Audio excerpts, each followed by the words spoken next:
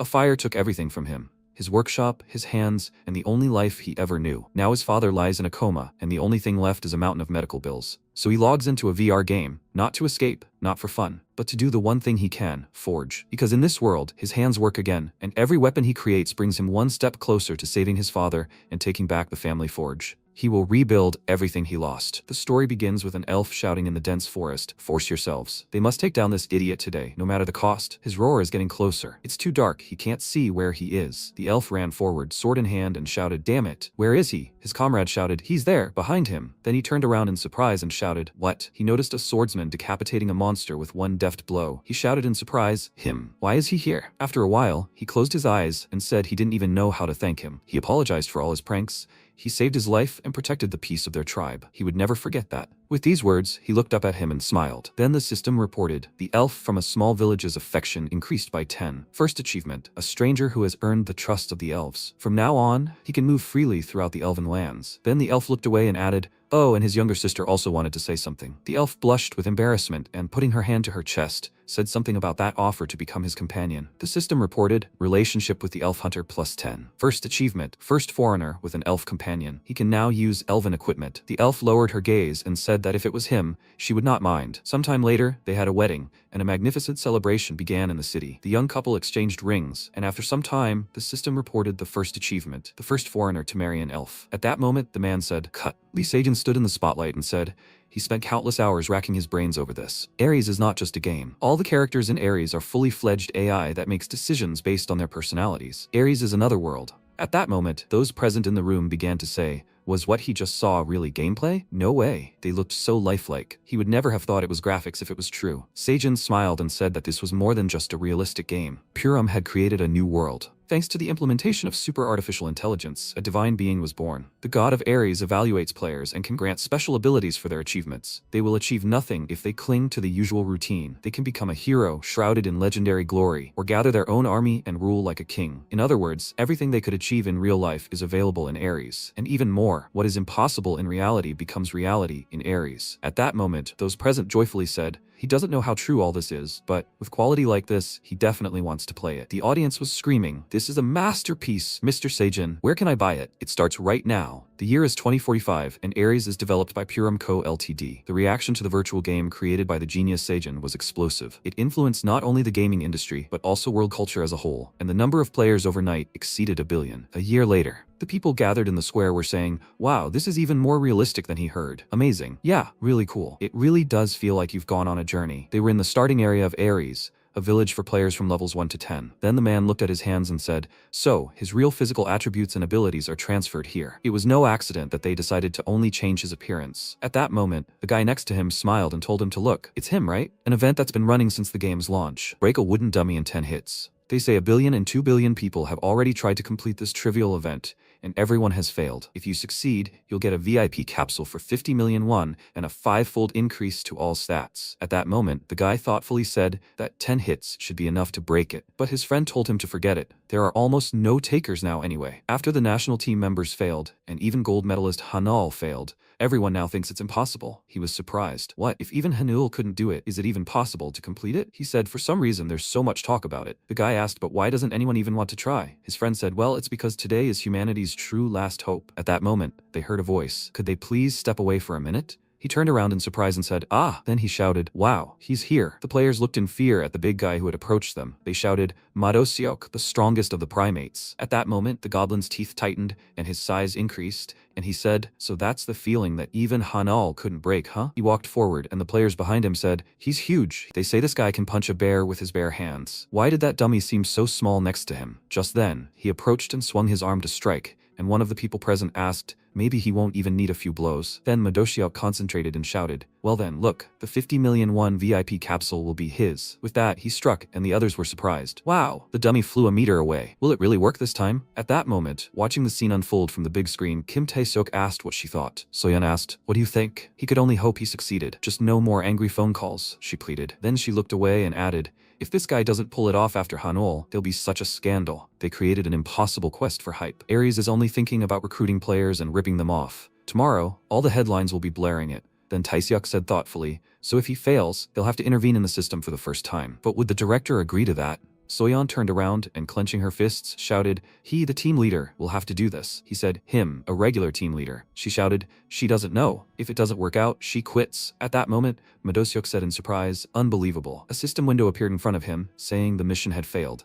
He should try again next time. He desperately sank to the ground and declared that he had failed. At that moment, Taeseok covered his face with his hand and declared that they were finished. And Soyeon slung her bag over her shoulder and said that they needed to get out of here before they were inundated with complaints. He'd also treat her to dinner. He walked forward and said that if he paid for dinner, she wouldn't quit. She replied that they'd see what was on the menu and then she'd decide. At that moment, an employee pointed at the monitors and shouted, "Hey, team leader." A new contender had appeared. Taeseok turned around and asked, "So, does he look like he can handle it?" At that moment, the protagonist stood in front of the dummy, and Soyeon, adjusting her glasses, said that he was wearing the standard set they give to newbies. This could be changed by killing just 10 first-level monsters, but the weapon looked like it was purchased. Many had already tried to get by with donations, but nothing worked. The worker apologized. He'd said too much. The protagonist, meanwhile, began to take out his weapon, and Taeseok said thoughtfully, "Everything's fine." He himself sometimes wondered, what if? Well, he'll be back after dinner. At that moment, they walked forward, and then he turned around in surprise and asked, What was that roar?" The next second,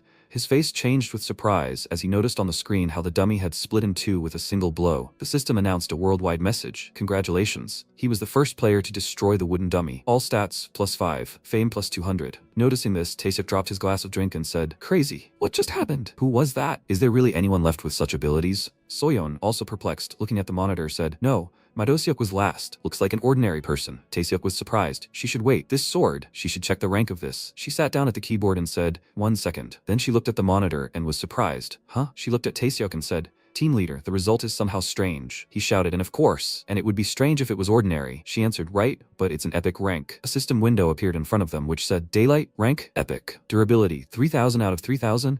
Attack power 143, limit none for creators, for everyone else, level 40+. Taeseok, sweating in surprise, thought, "Epic? Who is this guy? Who is he really?" Not long before, MC thought, the ringing of metal and flames that seemed to burn through everything around, the ringing of metal. He approached the man and said, "Father." He extended a trembling hand and said with tears in his eyes, "He's back." He pressed himself against the man's back and said, "Father, he will protect him." In response, he said, "His son. He's still burning. It's hot here." The next second, his body burst into flames, and the protagonist fell to the ground, stretching his hand forward and shouting, "Dad, he has to get out of the fire. Hurry, Dad." But he only said, "It's hot." In the present, the MC sat up abruptly in bed, sighing loudly, a tear streaming down his face, and he thought, that dream again. Sometime later, the lobby of Oo Hospital, Seoul, South Korea. Kim Ji-hoon sat at the table and looking at the tablet screen said, "Wow, these fools still have hope." He said that force alone would not be enough to break this wooden dummy. Then the protagonist approached him and lowering his mask said, "Hey Ji-hoon." He turned around and smiling asked, "Oh, he's already here." He asked, "What do you mean, already here?" He asked me not to call him daytime. He replied, "Damn it, what was he supposed to do? He's always busy with his shift in the evenings and he can't go to his father's room either." Then the protagonist sat down at the table next to him and asked, "So what's wrong?" He asked, "Isn't he hot?" Then the protagonist lowered his mask and asked, "Is he tired of living?" In response, he apologized and, showing the tablet, said,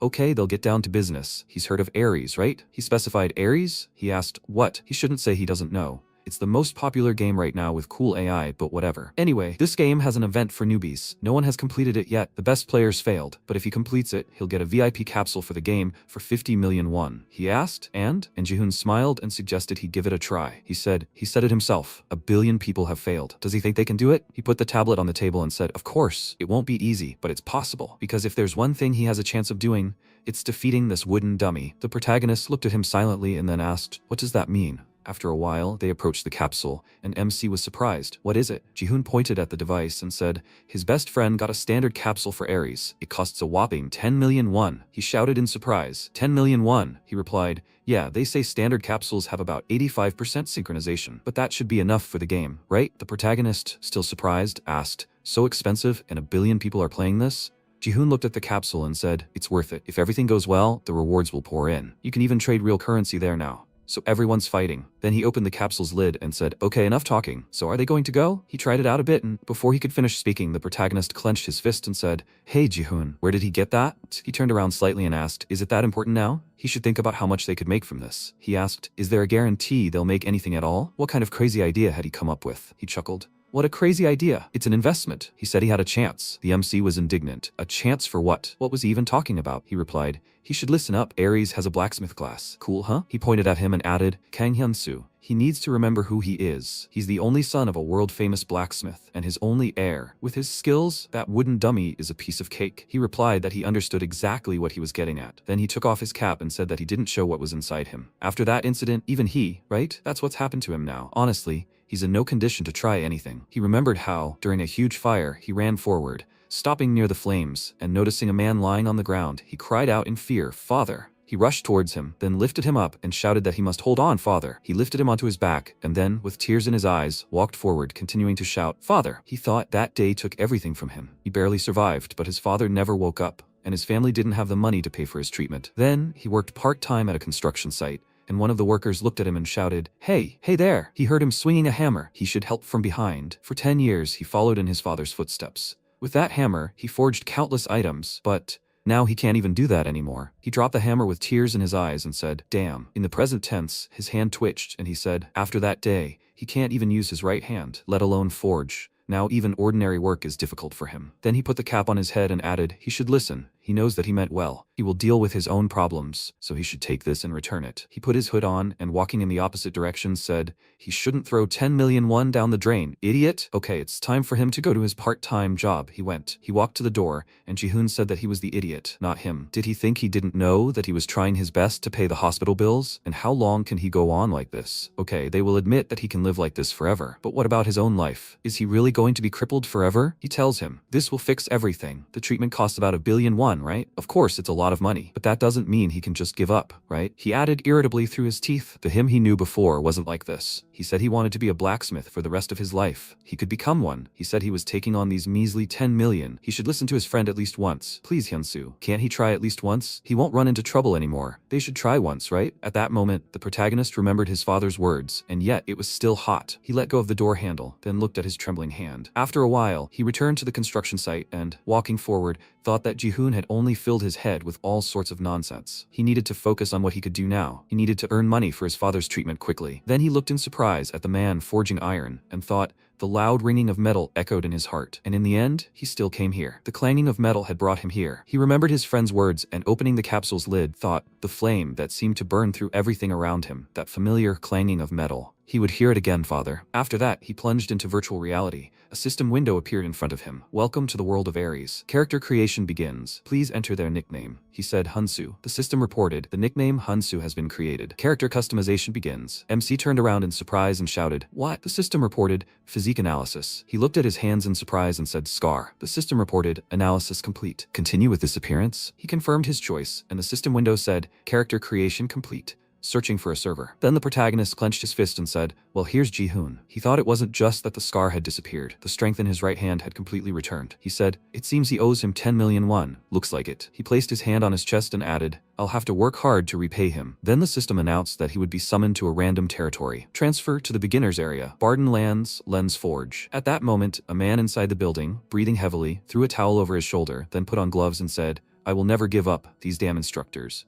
They must wait. He will erase their arrogance. He will forge a sword better than that idiot's. He began to craft and then shouted, come on, this should just work. At that moment, MC walked into the building and said, that's not how it's done. Len turned sharply and looked surprised. Stranger, what did he just say? He replied, that's not how it's done. Len was surprised. What? And the protagonist came closer and, holding out his hand, said, he seemed to be forging a blade, but you can't forge a strong sword that way. He replied, he seemed to be from out of town. And how would he know? He replied that he knew. It was none of his business, but it just seemed like he was trying to forge a good sword. He simply couldn't pass it by. Len said, couldn't pass it by, so he spoke as if he knew how. Okay, what did he have to lose? He handed him the hammer and told him to show what he could do. They would see if he had anything to back up his words. He would watch closely. Then the protagonist took the hammer and thought that initially he had just wanted to befriend him and asked to join the forge, but maybe this would do. Then he said, but there is one condition. He asked what the condition was. He replied that if he proved he could, he would take the sword he forged, and in return, he'll show something worthwhile. The blacksmith laughed and said how cocky, and he liked it. Then he stepped forward and added, I hope his confidence stays the same. However, if he loses, he'll pay for his insolence. With that, he sat down on the bench, and MC replied, of course. After some time, he began crafting the sword and thought, 3 years have passed already. He'd certainly talked a lot of nonsense, and frankly, he wasn't sure he still had the grip. but he had a feeling he could do it. Dad Jihoon, they have to wait a little longer. All the forgotten sensations were returning. The familiar clang of steel, the scorching heat on his skin. He smiled and said how good it was to be back. He thought his body remembered everything. He could do it. He struck the iron with the hammer again and again, and Len, watching from the side, said in surprise, "Some stranger." He thought he was just clumsily copying something he'd seen somewhere, but it seems he understands something. But this must be his limit. And yet, what is he so happy about? It doesn't matter whether he enjoys it, only the result matters here. He puts everything he has into a single skill. Then he said thoughtfully that he didn't approve, but he wouldn't interfere. He wasn't the master blacksmith in the starting area for nothing. He hoped he wouldn't get hurt. Then he looked ahead in surprise and asked, "Huh?" He noticed the curved metal and thought in surprise, "What? What kind of amazing skill was that? Was it really possible to increase strength like that? Why didn't he think of this basic technique himself? Really, it could all be over in an instant." Maybe he was just trying to impress him. He had the skill to determine item ranks. Then a system window appeared in front of him, saying, "Steel, C rank, upgraded from D rank." He thought, it can't be. He stood up from his seat and thought, he'd forged C rank steel before, but it never improved so quickly. So he wasn't lying. But this must be his limit. There's no way he could raise the rank any higher. Well, he'd have to hammer away as much as he wanted. A few cheap tricks wouldn't change anything. Without skills, he was no better than him in this world. When morning came, Len sat up on the bench and, rubbing his eyes, asked if he had dozed off. That rookie had kept him sitting up late. Then he looked ahead in surprise, noticed the protagonist and thought, is he still forging? Isn't he tired? Has he really been doing this all night? Then he looked at the metal in the protagonist's hands and thought, it can't be. A system window appeared in front of him saying, "Steel, rank B." He thought, rank B? So that was really possible? You can reach rank B without a single skill, and it still doesn't stop. Does he really want to get an even higher rank? At that moment, the protagonist put his hand to his face and said, "Damn, how long has it been? Has he overworked himself?" Then he was surprised to notice Len approaching him and taking the metal. He said, "Let him just tell him what to do. He can help." Agree? The protagonist smiled and thanked him. Then they got to work together. After a while, Len held the blade in his hands and said, "Unbelievable, A rank. You can create a rare sword with this." He couldn't believe it. His skill allowed him to determine the rank of items, and he had never even seen a magic rank item in the starting village, let alone a rare one. He looked at the protagonist and shouted, "Aren't you happy, kid?" At that moment, the protagonist began sorting through the metal ingots and said, "It's too early to rejoice." He was surprised. "What?" He said that all that remained was to finish the handle. The blade needed to be tempered so it wouldn't break too quickly. He needed to work hard to make it stronger. The blade was still far from perfect. Then Len placed the blank on the table and, laughing, shouted that he had never met anyone like him. The protagonist said that he had adored blacksmithing since childhood. He said he would forge a magic item and take it, right? He answered, yes. Then Len handed him the ore and asked, "In that case, how about this?" MC thought, "What do you plan?" He looked at the ore in his hands and said in surprise, "This." He said it was mithril ore, a family heirloom that had been passed down in their family for generations. The protagonist was surprised. Why was he giving it to him? He answered, thanks to him, he learned a lot. Now he wants to learn even more. Besides, this ore is beyond his capabilities. He wants to see what kind of sword he can forge from it. Then MC looked at the ore in his hands and thought, mithril ore. Something that doesn't exist in the real world. Will he be able to forge an item from mithril that he's only heard of in legends? He's never worked with anything like that, so it's risky. Then he looked at the blacksmith and asked, how could he refuse? He shouted. He knew he would say that. He wouldn't mind if he learned from him too? He replied, of course, especially after he gave him such an incredible thing. Len asked, then can he call him master? He will even address him formally. He replied, no need, he is old enough to be his grandfather, so he is embarrassed. In response, Len laughed and said, age is just a number. He is asking, he should take him as an apprentice. He replied, for him to forget, he will not use mithril. He shouted, no, he must wait, stranger. A month later, the protagonist swung his sword, cutting the dummy in half. A system window appeared in front of him, which said Daylight Epic Rank. Durability, 3000 out of 3000. Attack power, 143. Restriction, none for the creator, level 40 or above. Special stats, strength +6, agility +7, defense versus undead 8%, attack speed +15%, critical hit chance 25%. Passive skill, swift blade. Active skill, sturdy sword. Description, a legendary sword, crafted by a skilled craftsman, never found in the starting area. At that moment, the protagonist wiped the sweat from his face, and a system window appeared in front of him saying, Hansu, level 1, class none, strength 35, agility 37, HP 33, agility 19, intelligence 19, speed 353. Then everyone present began to be amazed. Wow, so he got to Ares and immediately went to the forge, got some mithril, created a sword, and completed the mission, right? In the control center, Taeseok folded his arms and said, actually, this is simply amazing. Soyeon looked at the keyboard and asked if he should focus on work instead, or if he was facing a demotion. He took a sip of his drink and said he just decided to take a break. There was no more information about this guy. Soyeon looked at the monitor and, placing her finger on it, said, Hyunsu is 23 years old, currently lives in a studio apartment. He logged into the account from his friend's house. Taeseok looked at her and shouted in surprise, hey, she found something? She's the best. She said they already knew about what happened at the arena. She was just reading the personal information from his application. He asked if the application had arrived yet. He hadn't contacted them, so he didn't think he would accept it. She replied, "It just arrived," but he asks that his real identity be kept secret. He was surprised. "What? Hiding?" She adjusted her glasses and said, "Right, he's extremely persistent. Why is that?" And then she looked at the monitor screen and said, "Well, if rumors spread, it would be impossible to escape the spotlight in real life." Taeseok added, "Well, he has his own reasons for not wanting to be the center of attention." "And where is he now?" Soyeon said thoughtfully. "Well, I think he just entered the training center." At that moment, the protagonist opened the door and walked inside, and Relson, the instructor of the hunting training center, said, "Hey, kid, the real monsters will come out of here." He sees his level.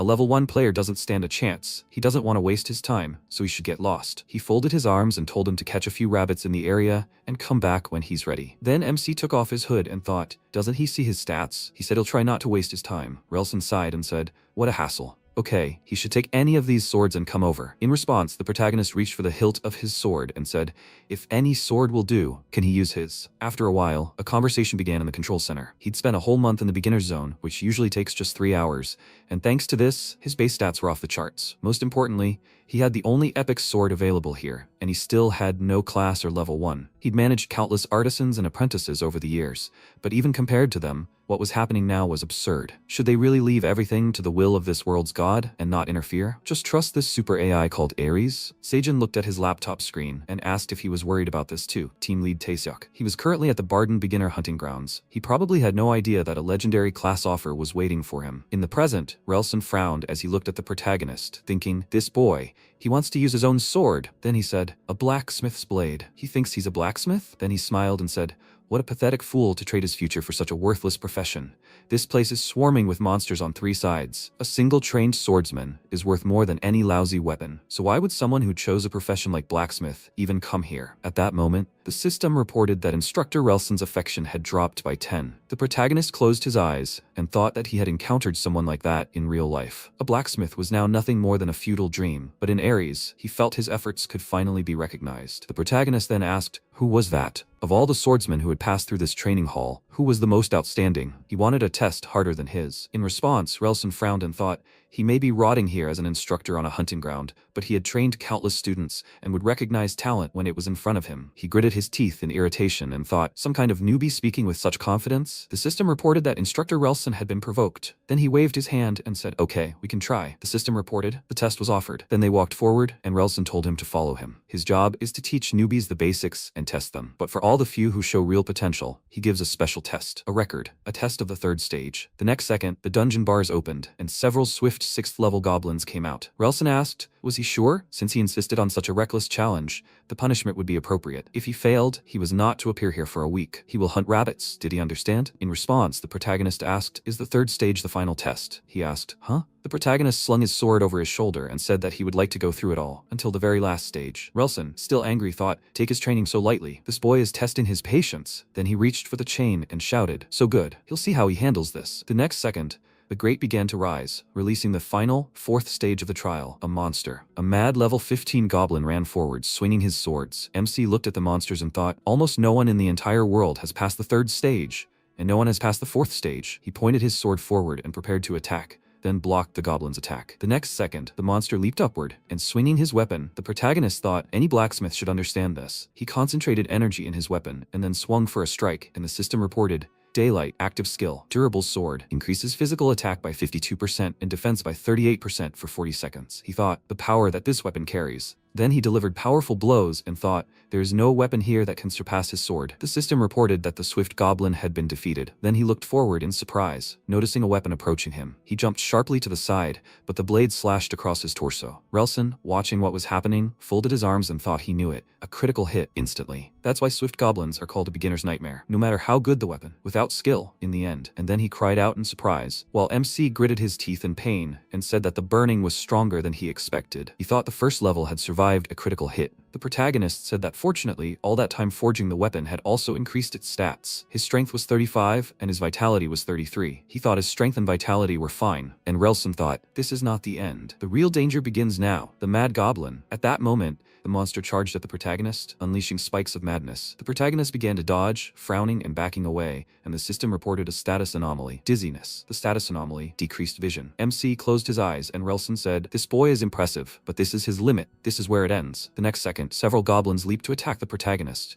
He held his sword in front of him and thought, I must concentrate, trust the weapon he had created, and simply do what it could. He then struck, and the system reported the epic rank passive skill, Daylight Swift Blade, increases attack speed by 1.7 times for 1 second. The protagonist then rushed forward, cutting through several monsters in his path, and thought that with this, he could overcome the level difference. At that moment, those watching were perplexed, and MC landed. The system reported, the Mad Goblin defeated, the Swift Goblin defeated. Then Relson smiled and thought, this boy, he did what no one else could. He walked forward and said, his blows looked crude, but each swing revealed the true power of the blade. He must have dabbled with a sword before. The protagonist smiled, looking at him, and said that he simply understood that a blacksmith should be able to wield the weapon he creates, nothing more. At that moment, the system reported, Relson had an epiphany. He closed his eyes and said, these muscles, the scars on his arms, I understand. So this is what he is, a true blacksmith. He apologizes for his earlier rudeness. The system reported, Relson's sympathy has reached its maximum. Then he asked, will he listen to his proposal? He says this because he sincerely respects his talent. Has he ever thought about becoming a Mad Lord? The system reported that a strike class was available for the Mad Lord class change quest. At that moment, Taeseok cried out in surprise. What? Something impossible was happening. An offer to change classes to a Mad Lord, a class that even surpasses the epic Mad Knight. Soyeon said, that alone makes him a special second-class player. Taeseok said, that's good. That's very good though. He thought, accepting the class change quest would mean cutting off his own path back. At that moment, Relson spoke up. The Mad Lord commands hundreds of Mad Knights. Will he become the guardian of this world? What will he say? He doesn't throw around offers like that. With his talent, he could become the king of knights. MC replied that he appreciated it, but he had to refuse. He's a blacksmith, not a knight. Relson said, he really is magnificent. He smiled broadly and added, truly magnificent. The protagonist thought he'd never pick up a hammer again, but here in this game, he felt it.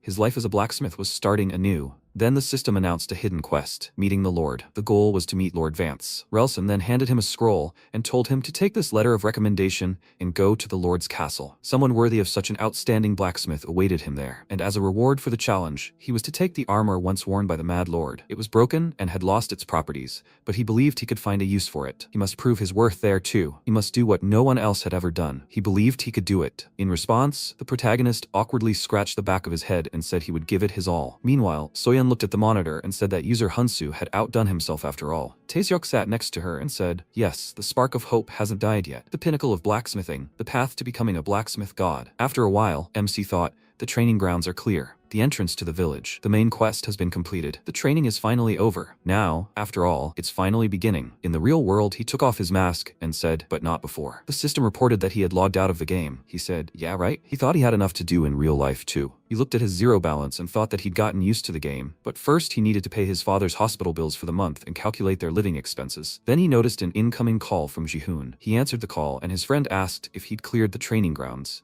He was too busy with work to bother logging in. The protagonist replied, yeah, he just took the quest and arrived at the village. He asked, really? Cool. Now the auction house is available to him. He should go there right away. He thought in surprise, an auction house? He said that equipment and items needed in the game are created and sold at the auction house for gold. 10 gold is 10,000 won. The trade here is so good that many people make a business out of it. That's why he dragged him to Ares. He smiled and asked, do you know what he realized while playing? He had never seen anything cooler than the swords he and his uncle made. That's why he said that with a VIP capsule and a 99.9% synchronization rate, it would be even cooler. And now they must flood this world with the works of the greatest blacksmith. The protagonist smiled and thought, there he is. Then he closed his eyes and thanked him. He started eating and thought, yes, now his path is clear. He needs to focus on crafting and quests to earn gold. To do this, he will have to watch his stamina. It's nothing compared to real forging, but the game still takes a lot of effort. He ran along the path and thought, he should wait a little longer, father. He would definitely help him wake up. After a while, the system announced the entrance to the world of Ares, entrance to the village territory, access to the auction. He must enter the name of the shop to list items. The protagonist pointed his hand forward and said, Hyun's Forge. The next second, he found himself in front of a huge building,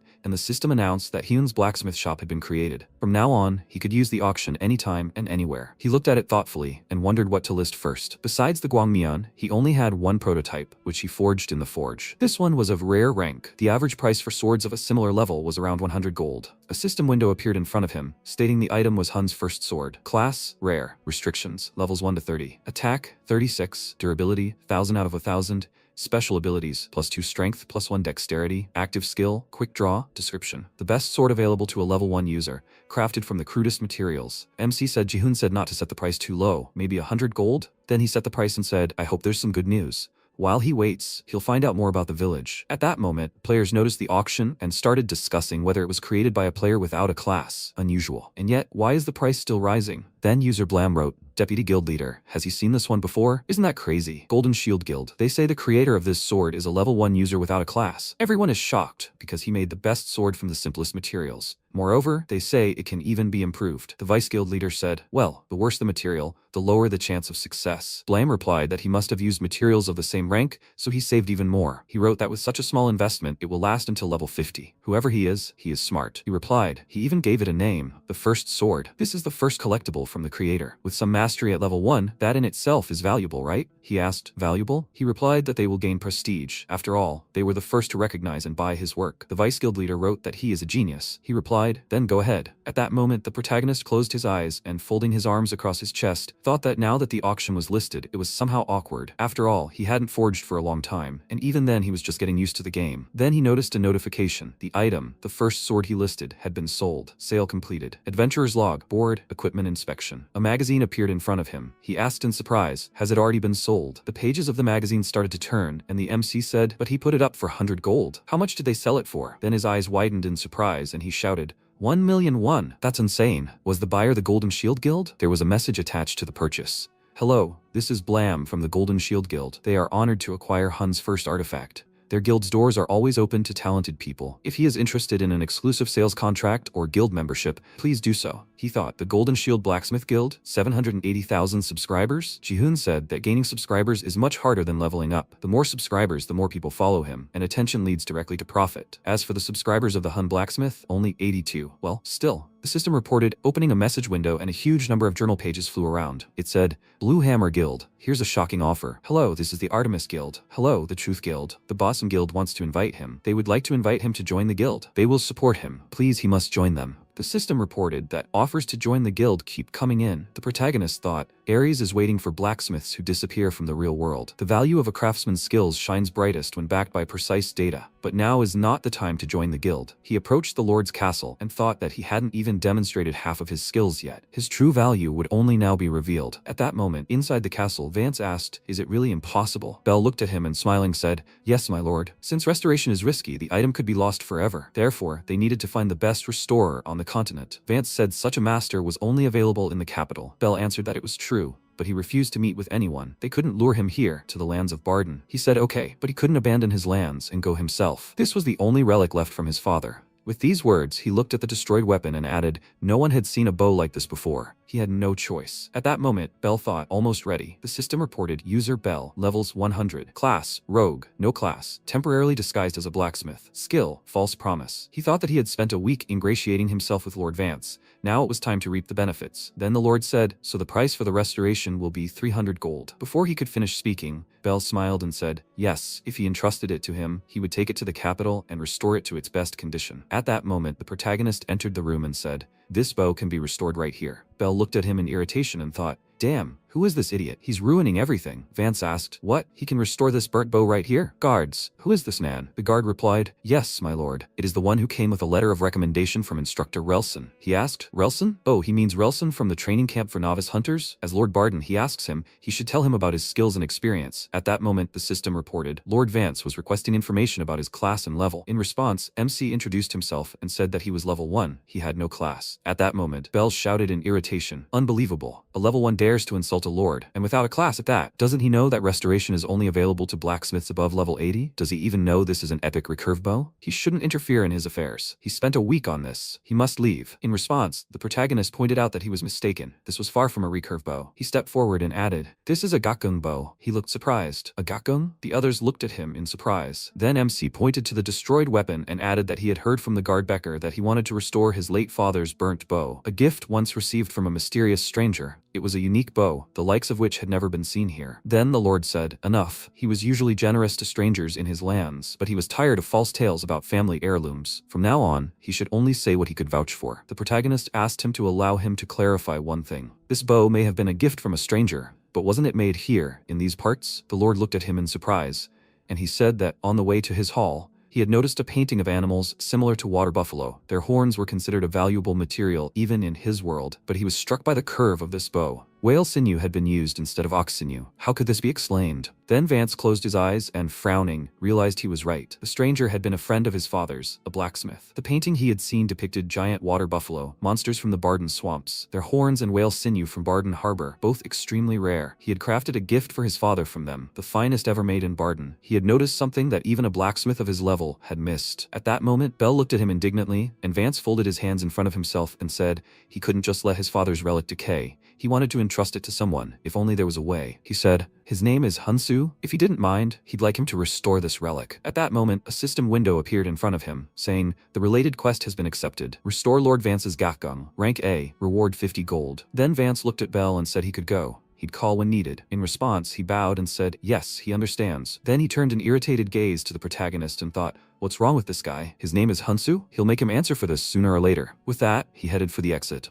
Then the Lord looked at the protagonist and asked, so what do you need to restore the bow? He replied that if possible, he should obtain water buffalo horns and whale sinew. He would also need oak, mulberry, bamboo, and finishing tools. The system responded, and he named all the materials the bow was made of, revealing the method for restoring the Gakgung. Gakgun arrow, restoration requirements, level 60. Materials, giant water buffalo, whale sinew, bamboo, mulberry, oak. Alternative materials can be tested. The failure rate during restoration is below 70%. Failure destroys the item. At that moment, MC remembered how in the past he called his father and asked if he could just bend it like this, right? He looked at him and said, he told him, Dad can do it himself. Then he patted the protagonist on the head and asked if he really liked making bows so much. His hands were all calloused, but he still didn't give up. He replied that he just liked doing it with him, Dad. He replied that if he tried hard, he would teach him to work with steel when he grew up. In the meantime, he should get used to the material for the bow, to feel it in his hands. The protagonist smiled and replied, okay, Dad. In the present tense, a tear fell from his face, and he thought, yes, Dad. Thanks to the capsule, their destinies crossed here. And with their skills, he can do everything the way he taught him. After a while, he sat down ready to work, and Vance entered the room and, smiling, said that he would also help. Sometime later, night fell. MC was busy making a bow, while Vance helped him with this task. Then the Lord looked at the protagonist and thought, it's not easy to work all day. The strength in his arms is waning, but seeing him so happy gives him strength. As morning came, he thought, and yet to think, they've been messing around with this for a whole week. After that, he lay down on the floor and asked if he could go already. The protagonist answered negatively. He needed help with the frame. The reason he comes here every day, my lord, is because he wants to restore his father's relic with his own hands, right? He smiled and noted that this was true. Then he sat up and said, this bow is the only thing that keeps the memory of his father. And he, Hunsu, he seemed to enjoy working on the bow. He looked down and replied, yes. He also had many good memories associated with it. Then he approached the Lord and added that thinking about the past takes time and effort. He extended his hand and he replied that he understood. So day after day passed, and on the last day, MC said, finally the Archer's Gakgung is ready. A system window appeared in front of him, which stated the status. Rank, Epic, Archer's Gakgung. Durability, 3500 out of 3500. Attack, 253. Requirements, level 60. Special property, Dexterity, plus 9.5%. Accuracy, plus 2%. Drawing speed, plus 77%. Failure, -1. Passive, Victory Packers, Laces. Active, Triple Shots, Improved Model, more powerful than its original form. After some time, Vance approached the statue and asked, Father, can he see? The mysterious stranger had given him this bow. The protagonist looked at him and asked, my lord, why doesn't he try the bow in his hands? He should see if it felt the same as in his memories. Vance then drew back the bowstring and fired an arrow, hitting the target dead center. He then said, it's not the same. The protagonist asked in surprise, huh? And the lord smiled and said, it's much better than before. Then the system reported that the bow restoration quest was complete. He had achieved a result above 100%. His relationship with Vance had reached its maximum. Then the Lord thanked him and said that he could now fulfill his duty with a clear conscience. But the promised reward seemed too small due to his work. So, in addition to 2,000 gold, he was giving him free use of the forge. The system reported that the quest reward had been increased due to his phenomenal success. The protagonist thought in surprise, 2,000 gold, that's 2,000,000 won, more than enough to cover all expenses until the next expedition. Then Vance added, by the way, has he ever considered learning swordsmanship? He held his sword out in front of him. He then added, before he became Lord of Barden, he was a swordsman. The highest art of swordsmanship. It's the secret art of the Prime Kingdom. A technique that pacified countless monsters attacking from all sides and brought peace to Barden. He was undoubtedly a natural-born blacksmith, but he also saw something else in him, a talent for swordsmanship. In addition to what Instructor Relson had written in his recommendation, seeing his personality convinced him. Excellent physical fitness and lightning-fast reflexes when handling tools. Incredibly deep knowledge and understanding of all types of weapons. On top of all this, he would share with him a piece of his swordsman essence. A system window appeared in front of him, stating the task, fencing training. Rank B, reward, excellent swordsmanship. He must reach 80% mastery to gain the skill. Then he came closer and said that they were running out of time. he shouldn't fall behind. If he worked as hard as he did in his workshop, it would be more than enough. And MC thought, well, it looks like he'd received an unexpected gift, and so a busy month flew by, creating his own gatgun, restoring the rusty armor of the Mad Lord, and then sword training complete. After some time, Vance asked, was he leaving already? The protagonist sheathed his sword and confirmed it. Then he said that thanks to him, he was completely ready. The Lord asked where he was heading now. He looked at him and said that now he thought it was time to get a real profession. Vance added that if he ever needed midnight, he could always come here. After that, the protagonist walked out the gate and thought that he had said goodbye to the Lord. It was time to pack his things before leaving. The new equipment he'd forged and restored over the years, the Mad Lord's armor, was durable enough to compensate for its low damage deflection skill, and a brand new gatgun with a 60% accuracy bonus. He flipped a page of his journal, or perhaps added it to cover living expenses for the upcoming quest. He crafted several rare-grade bows and put them up for auction. The auction listing said it was Hun's second bow. Class rare, durability 2400 out of 2400, attack power 94, level limit 0 to 60. Special abilities, dexterity +7, accuracy +13%. Passive skill, powerful shot, piercing arrow. A unique bow crafted entirely from materials found in the starting zone, something that might never be replicated. He said he'd see how much it went for this time. Meanwhile, Sojin, the leader of the Golden Shield Guild, looked at the system window and said, unbelievable. Even Black, the #1 player in Korea, couldn't create a bow like this at level 10. But this Hyun, at level 1 and using only low-quality materials, was still able to create such a bow. Smith, the best blacksmith in the world, had said so himself. After all, Ares rules in this game. If he is touched by a player's actions, he will grant them a suitable profession, skill, or title. Forgemaster Hun is already capable of creating artifacts of this level. Yes, just like Smoth. He is the one who holds the legendary class title. After a while, MC looked at the amount and said, unbelievable. The final auction price is 2,050 gold. Someone paid 2 million in real money for a bow in the game. Then he thought, subscribers 3,200. Invitations to guilds and work orders are pouring in so often that he can't keep up with them. Then he slammed the journal shut and said, so, onward. He thought, to the sacred land of blacksmiths, to the blacksmith's tower. After some time he set out, passing through forests, fields, and rivers. After a while he stopped at a huge tower and, wiping the sweat from his face, said, finally, the blacksmith's tower. It was even more majestic in person. Then he approached the door and, noticing a stone attached with chains, asked, but how can I get inside? A system window appeared before him, saying, this is the blacksmith's tower. To become a blacksmith, he must break the seal with a sword forged in a magical forge.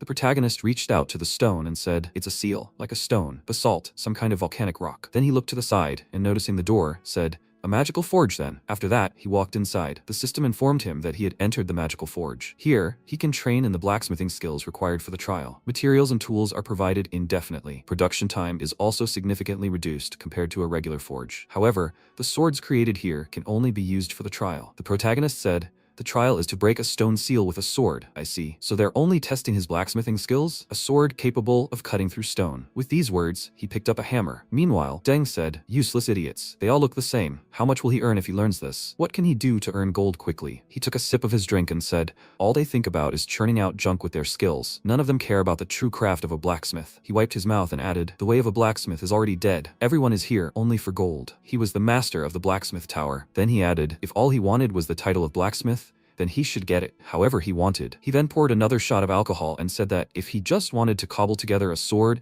and swing it around without a soul, then that's exactly what he'd get. His role here was over. No one would ever cut the sealing stone. Maybe scratch it at best. Then he frowned and said, no, absolutely impossible. At that moment, MC said he would forge a Damascus blade. He put on the glove, and the system reported that only master blacksmiths could forge Damascus steel. They recommended starting with a simple iron dagger. He said, with unlimited materials, if you know the method, you can at least try. Then he closed his eyes and remembered his father saying, Hinsu, even a sword can cut stone. He would pass on to him the forging method he once developed. The protagonist declared that if he followed his father's teachings, he would succeed in this task. Perfect smelters and equipment created by magic, everything necessary for forging Damascus, an unlimited supply of various ores, even a reduced production time. This game is simply insane. He struck the metal with his hammer and shouted that he would forge with all his heart. Meanwhile, Dung lay on the windowsill, lost in sleep. But the next second, he suddenly opened his eyes, screaming loudly. He looked out the window and asked, what is that shaking? The tower, it's shaking.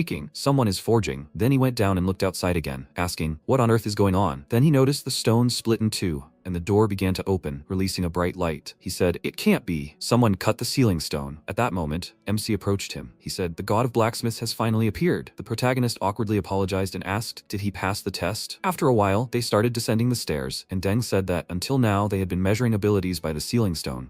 But he completely destroyed the stone, so they couldn't measure anything. MC thought, so he was in for a recheck? He then walked forward and, noticing a huge magic symbol on the floor, asked, A magic circle? Deng said it was a summoning circle, and then he handed him a hammer and told him to take his hammer. The protagonist turned around and asked in surprise, "What?" Then the system reported that he had received Deng's hammer. An SS rank quest had begun. He then pushed him away, forcing him to stand in the magic circle, and said, "There's a real test he must pass." Then MC began to teleport, and Deng said that he should be able to handle it, the god of blacksmiths. The next second, the protagonist found himself on top of the fortress wall, and then clutched his head and asked, "What is this? Where did this come from? Is this really a recheck?" Then he noticed a huge number of monsters heading towards the tower, and the system announced a SS-ranked quest. He must defeat the invading orc army. He shouted, "They must wait. This should be a quest for a blacksmith." At that moment, he heard reinforcements from the master blacksmith. He quickly looked to the side and asked, "Reinforcements? Him." He looked at the group of warriors, and the system announced the completion conditions. 70% contribution among 50 valiant warriors. Then Hans smiled and thanked him for coming. He was Hans, the commander of the punitive squad. The orcs were attacking the Prime Kingdom with increasing ferocity every day. They had damaged much of the equipment in the battles. Would he be able to quickly repair it with his skills? MC replied that he thought there was some misunderstanding. He hadn't yet obtained the blacksmith class, so he couldn't use his skills. He was surprised. What? Then what kind of hammer was that in his hands? The protagonist looked at the tool in his hand and thought, "Ah!" He said he'd received it during his class transfer test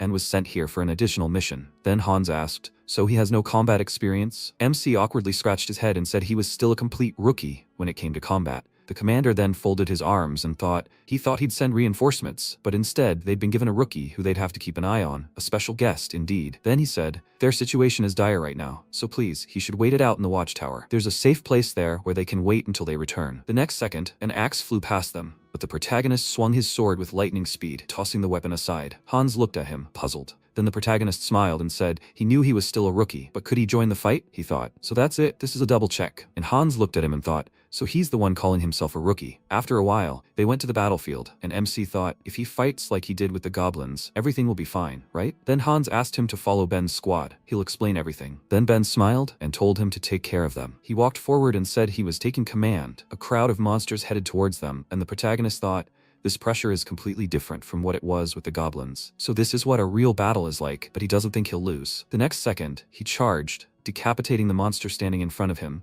and the system reported that he defeated a level 10 orc. He received 86 experience points. He thought his month of training had paid off. The system reported he'd leveled up. At that moment, Ben, defending himself with his shield from monster attacks, looked at the protagonist and thought in surprise, he really has no class? He's amazing. Then MC quickly glanced to the side, noticing a monster leaping forward and thinking Ben was in danger. He changed his weapon to a Korean bow, then drew the bowstring, and taking aim, fired, hitting the monster squarely in the chest. Ben turned sharply and looked at the protagonist in surprise. The protagonist then fired another arrow, piercing several more monsters. After that, the system reported he'd leveled up. Ben looked at him and thought he'd sent that huge orc flying with a single arrow. Was that even possible? At that moment, Hans shouted, he needs to pull himself together, Ben. The orcs are targeting Hunsu. They're attacking. At that moment, he looked at the protagonist and ran towards him, thinking that he was in trouble because he was saving him. He frowned and thought, how could he have gotten distracted in the middle of a fight? Because of him? Because of him, Hunsu. At that moment, the monsters had already pointed their weapons at the protagonist, and at that moment, he used the weapon change, Daylight. He swung his sword and shouted, Fury. He dealt several powerful attacks at once, turning and moving forward. The system reported, Fury indiscriminately attacks all enemies within a 10-meter radius. Then he dealt several more attacks to the next monster, cutting it into several pieces, and the system reported he leveled up. Contribution, 19%. At that moment, Hans smiled, looking at him, and thought,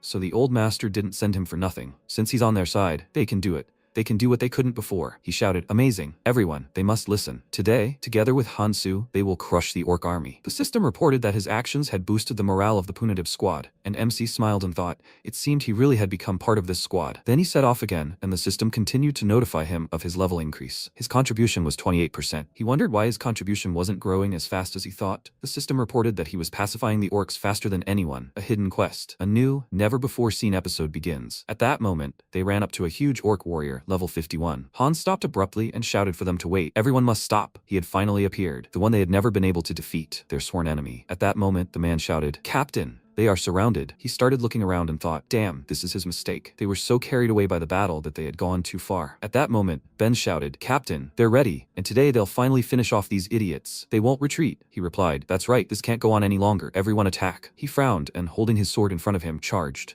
And the protagonist, watching from the side, drew back his bow and thought, damn, they've all lost their heads and rushed into battle. I need to cover them with my bow. The next second, he fired an arrow, but it bounced off an orc's helmet and he thought, arrows don't penetrate. He said, this Korean bow has properties that increase penetration and accuracy. At that moment, the punitive squad continued to fight the monsters, and MC added, but the orc warrior's skin is as tough as armor. A bow alone won't do the trick. Hans thought, is that still not enough? Will we have to retreat? He charged and shouted, no, they can't retreat anymore. But suddenly the monster swung his weapon, causing the commander's hand holding the sword to fly to the side. He fell to the ground, and the protagonist said in fear, Hans, Captain Hans. Then Ben thought he heard them. While the others began to help Hans, he clenched his teeth and thought that no matter how hard he tried, he couldn't penetrate their armor. Then he said, if this goes on, they will all be killed. At that moment, MC clenched his teeth and shouted, that's it. They will continue like this, and they will all be destroyed. They need to immediately regroup and go into deep defense. They must quickly retreat into the forest behind them. He will catch up with them soon. Ben shouted for them to listen to his order. They need to carry the captain to a safe place and regroup. They must retreat into the forest, quickly. They must maintain defensive formation. While everyone was running to the right place, Ben approached the protagonist and said, sir, they will slow down in the forest too. At best, it will only give them a short respite. And the protagonist frowned and said, just 5 minutes. They can only hold out for 5 minutes? He answered in surprise, right? They'll hold out no matter what it takes. With these words, he clenched his fist. After a while, MC ran into the forest and thought, does he think arrows can't pierce thick armor? No. He stopped in a bamboo grove and took out his hammer. At that moment, a system window appeared in front of him, which said, Deng's hammer, epic. Special characteristics, passive skill, copies consumables, active skill, shortens cooldown. Description. The hammer once wielded by Deng from the Blacksmith Tower. He thought, it's possible. Meanwhile, the warriors rushed into battle, trying to attack the huge monster from different sides. And Ben, holding on with all his might, began to rise and, leaning on his sword, said, they only have to hold out for 5 minutes. It's only 5 minutes. He clenched his teeth and added, they will not retreat. They will never retreat. The next second, the warrior raised his weapon, and Ben held his sword out in front of him, then turned around sharply. But at that moment, a huge wound appeared on the monster's neck, and it began to fall to the ground. Ben looked at this and wondered what was happening. He looked into the distance and noticed the protagonist, who fired an arrow. The monster began to scream loudly, and then the protagonist added another arrow, hitting the monster in the back of the head. Then he added and prepared 3 more arrows, and Ben shouted, Mr. Hunsu. MC was holding a Hun Pyeongjeon, a rare one. Attack power, 55. Special ability, piercing power plus 70% arrow speed plus 60%. Description. Thanks to its short shaft, this arrow flies faster than others and has a destructive force capable of crushing even stone. He thought it was a tonga made of split bamboo. Edgisol. Arrows sharpened and then recreated with a Deng hammer. Combine this with a Korean bow. Then the system reported that the Gakgung and Aegisol had been activated. Set bonus. Attack power plus 25%, strength 10%. While the warriors defended themselves with their shields and struck with their swords, the man ran forward and shouted for them to fight back. They must give Lord Hunsu a chance to attack. They ran forward, and then the protagonist thought the weapon's penetrating power is comparable to a fatal rifle. Then he fired a powerful arrow,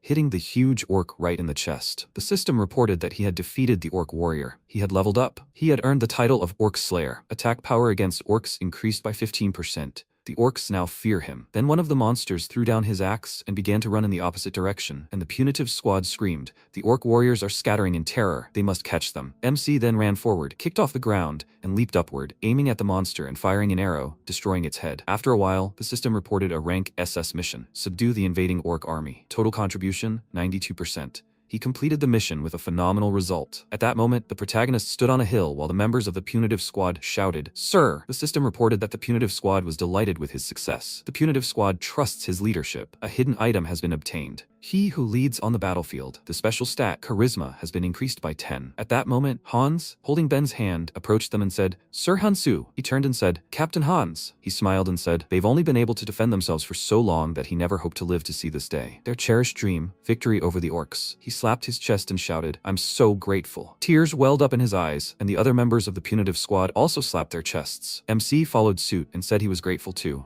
He thought, the extra test is over. He looked into the distance and wondered, now should he go back to the blacksmith's tower? He awkwardly scratched his head and asked, but how should he get there? After some time, the central tower, the blacksmith's hall. Deng said, the blacksmith's tower has fallen into disrepair. All honor and glory goes to the knights. Only those blinded by the lust for gold come to the blacksmith's tower. They need someone with the true soul of a blacksmith. And that's the one who will be worthy of taking up this sword. At that moment, several people stood in a circle with the sword in the center. He added, many candidates had come here, but the prophecy never came true. A prophecy left by the blacksmith god in the distant past. A prophecy that a successor would appear and restore their former prosperity. Coulson asked, and lo and behold, of all the tower masters, only one was worthy of passing the test of the sword. Wasn't it the great Deng? He chuckled and added, but what if the chosen one was just a hoax, gathering everyone, tearing them away from their work, only to say they were giving the right to the test to some young foreigner? He was the master of the bow tower, the tower of blacksmiths. Deng looked at him and asked, Coulson, didn't you read the letter he sent? This is a well-earned right, given to the one who passed their test.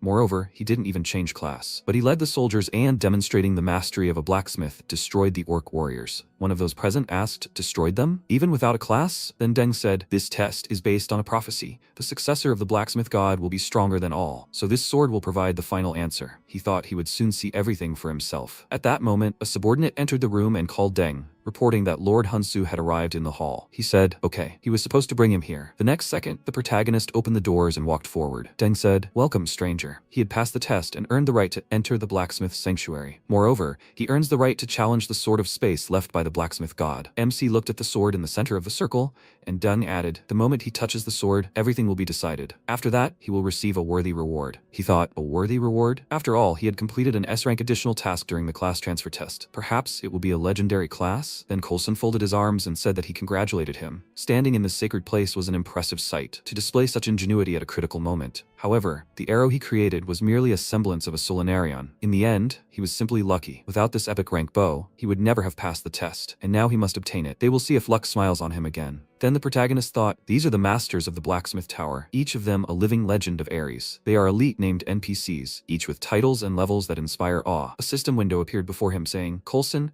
Bow Tower Master, Blacksmith Tower, level 365. He thought, impressive, of course, but he doesn't think his skills are inferior in any way. What if they competed, relying only on their own strength without any powers? Then he walked closer and said that he could. Then he looked surprised, and the others froze in anticipation. The sword suddenly shattered into small clots of energy that flew at the protagonist's chest, and he asked in surprise, what is this? He started clutching his chest, wondering where the sword had gone. Deng approached him and, smiling, said just as he thought. He laughed loudly and shouted, so this is what the prophecy comes true. Until now, they've only followed rituals and procedures. If he were a true successor, he wouldn't even have to touch the sword. At that moment, Coulson frowned and thought, damn it, he can't accept this. Then a system window appeared in front of the protagonist with a congratulation. It said, Ares' first god class. He thought, he's not some brat. He's new to this. The system reported that he received the class Godsmith. He thought, Godsmith? God class? And the first in the entire history of Ares? Then the system reported a unique title of the SSS rank, Godsmith. When crafting artifacts, he is not limited by the level of materials. His mastery increases depending on the artifact type. As a blacksmith, he will become the strongest. The class quest, the sword trial, begins at level 100. Those present began to mutter. The sword had chosen this stranger, meaning as the prophecy stated, he was the successor to the blacksmith god. The next second, Coulson shouted indignantly. He couldn't accept this. They, the tower masters, were waiting for a great successor who would receive the revelation of the blacksmith god. It couldn't be said that the sword's choice was the will of the blacksmith god himself. At that moment, Deng shouted indignantly, Coulson, the prophecy is immutable. He turned and shouted, this is not a farce. The successor must be recognized by all the tower masters. This is also part of the prophecy. Therefore, he, Coulson, the master of the bow tower, challenges him, the stranger, to a blacksmith's duel. With these words, he pointed his finger at the protagonist and added that only if he defeats him in this duel will he recognize him as the successor. But if he wins, he'll renounce the title bestowed by the sword of prophecy. He'll renounce it. Deng shouted indignantly, he's gone mad, and the others must seize Coulson immediately. But those present began to awkwardly avert their gazes, and Deng thought, these guys? Coulson said, running away is also an option. In that case, he'll make him deputy tower master, if of course he obediently undergoes his training. Then he laughed loudly and MC said, very well, he accepts the challenge. A secret skill was used. Coulson said, blacksmiths. The protagonist added, they speak through their skill. The system reported, now he can use divine crafting. The system reported a blacksmith duel, quest created, rank S. He must defeat Coulson in a duel. At that moment, he frowned and said that their duels were different from knights. A blade forged in a forge with a soul. The rule is simple. They fight with swords they forge themselves. The one who breaks first loses. The best forge is already prepared in the hall. He pointed a finger at the hall and said that now that he has the skills of a blacksmith, one day should be enough for forging. If he really is a god blacksmith, then see you tomorrow. With these words, he smiled and headed for the exit. Then he looked at the protagonist and said that he agreed to the duel too hastily. Coulson is one of the most skilled tower masters. Even after gaining the power of a god, he still needs time to gain experience. The protagonist noted that this was true. If he'd remained in his previous profession, this battle would have been impossible for him. The in-game world is an arena. Here, incredible buffing skills depend on level and titles. Furthermore, each tower master has their own unique abilities. But when he became a god, these distinctions faded. No, now the only real difference is pure mastery. He looked at the hammer and thought, thanks to the skill he'd acquired, At that moment, the system reported, Level 1 skill, Divine Creation, Active skill, rank, God. He looked at the hammer in his hands, and a description appeared before him. He could create any artifact he desired and imbue it with any effect. The higher the rank of the effect, the more complex the creation. The effectiveness depends on the creation skill and ranges from 0 to 100%. Meanwhile, Coulson crafted his weapons and, frowning, thought that he was a swordsmith, forging swords. He was the rightful heir to the art of sword forging,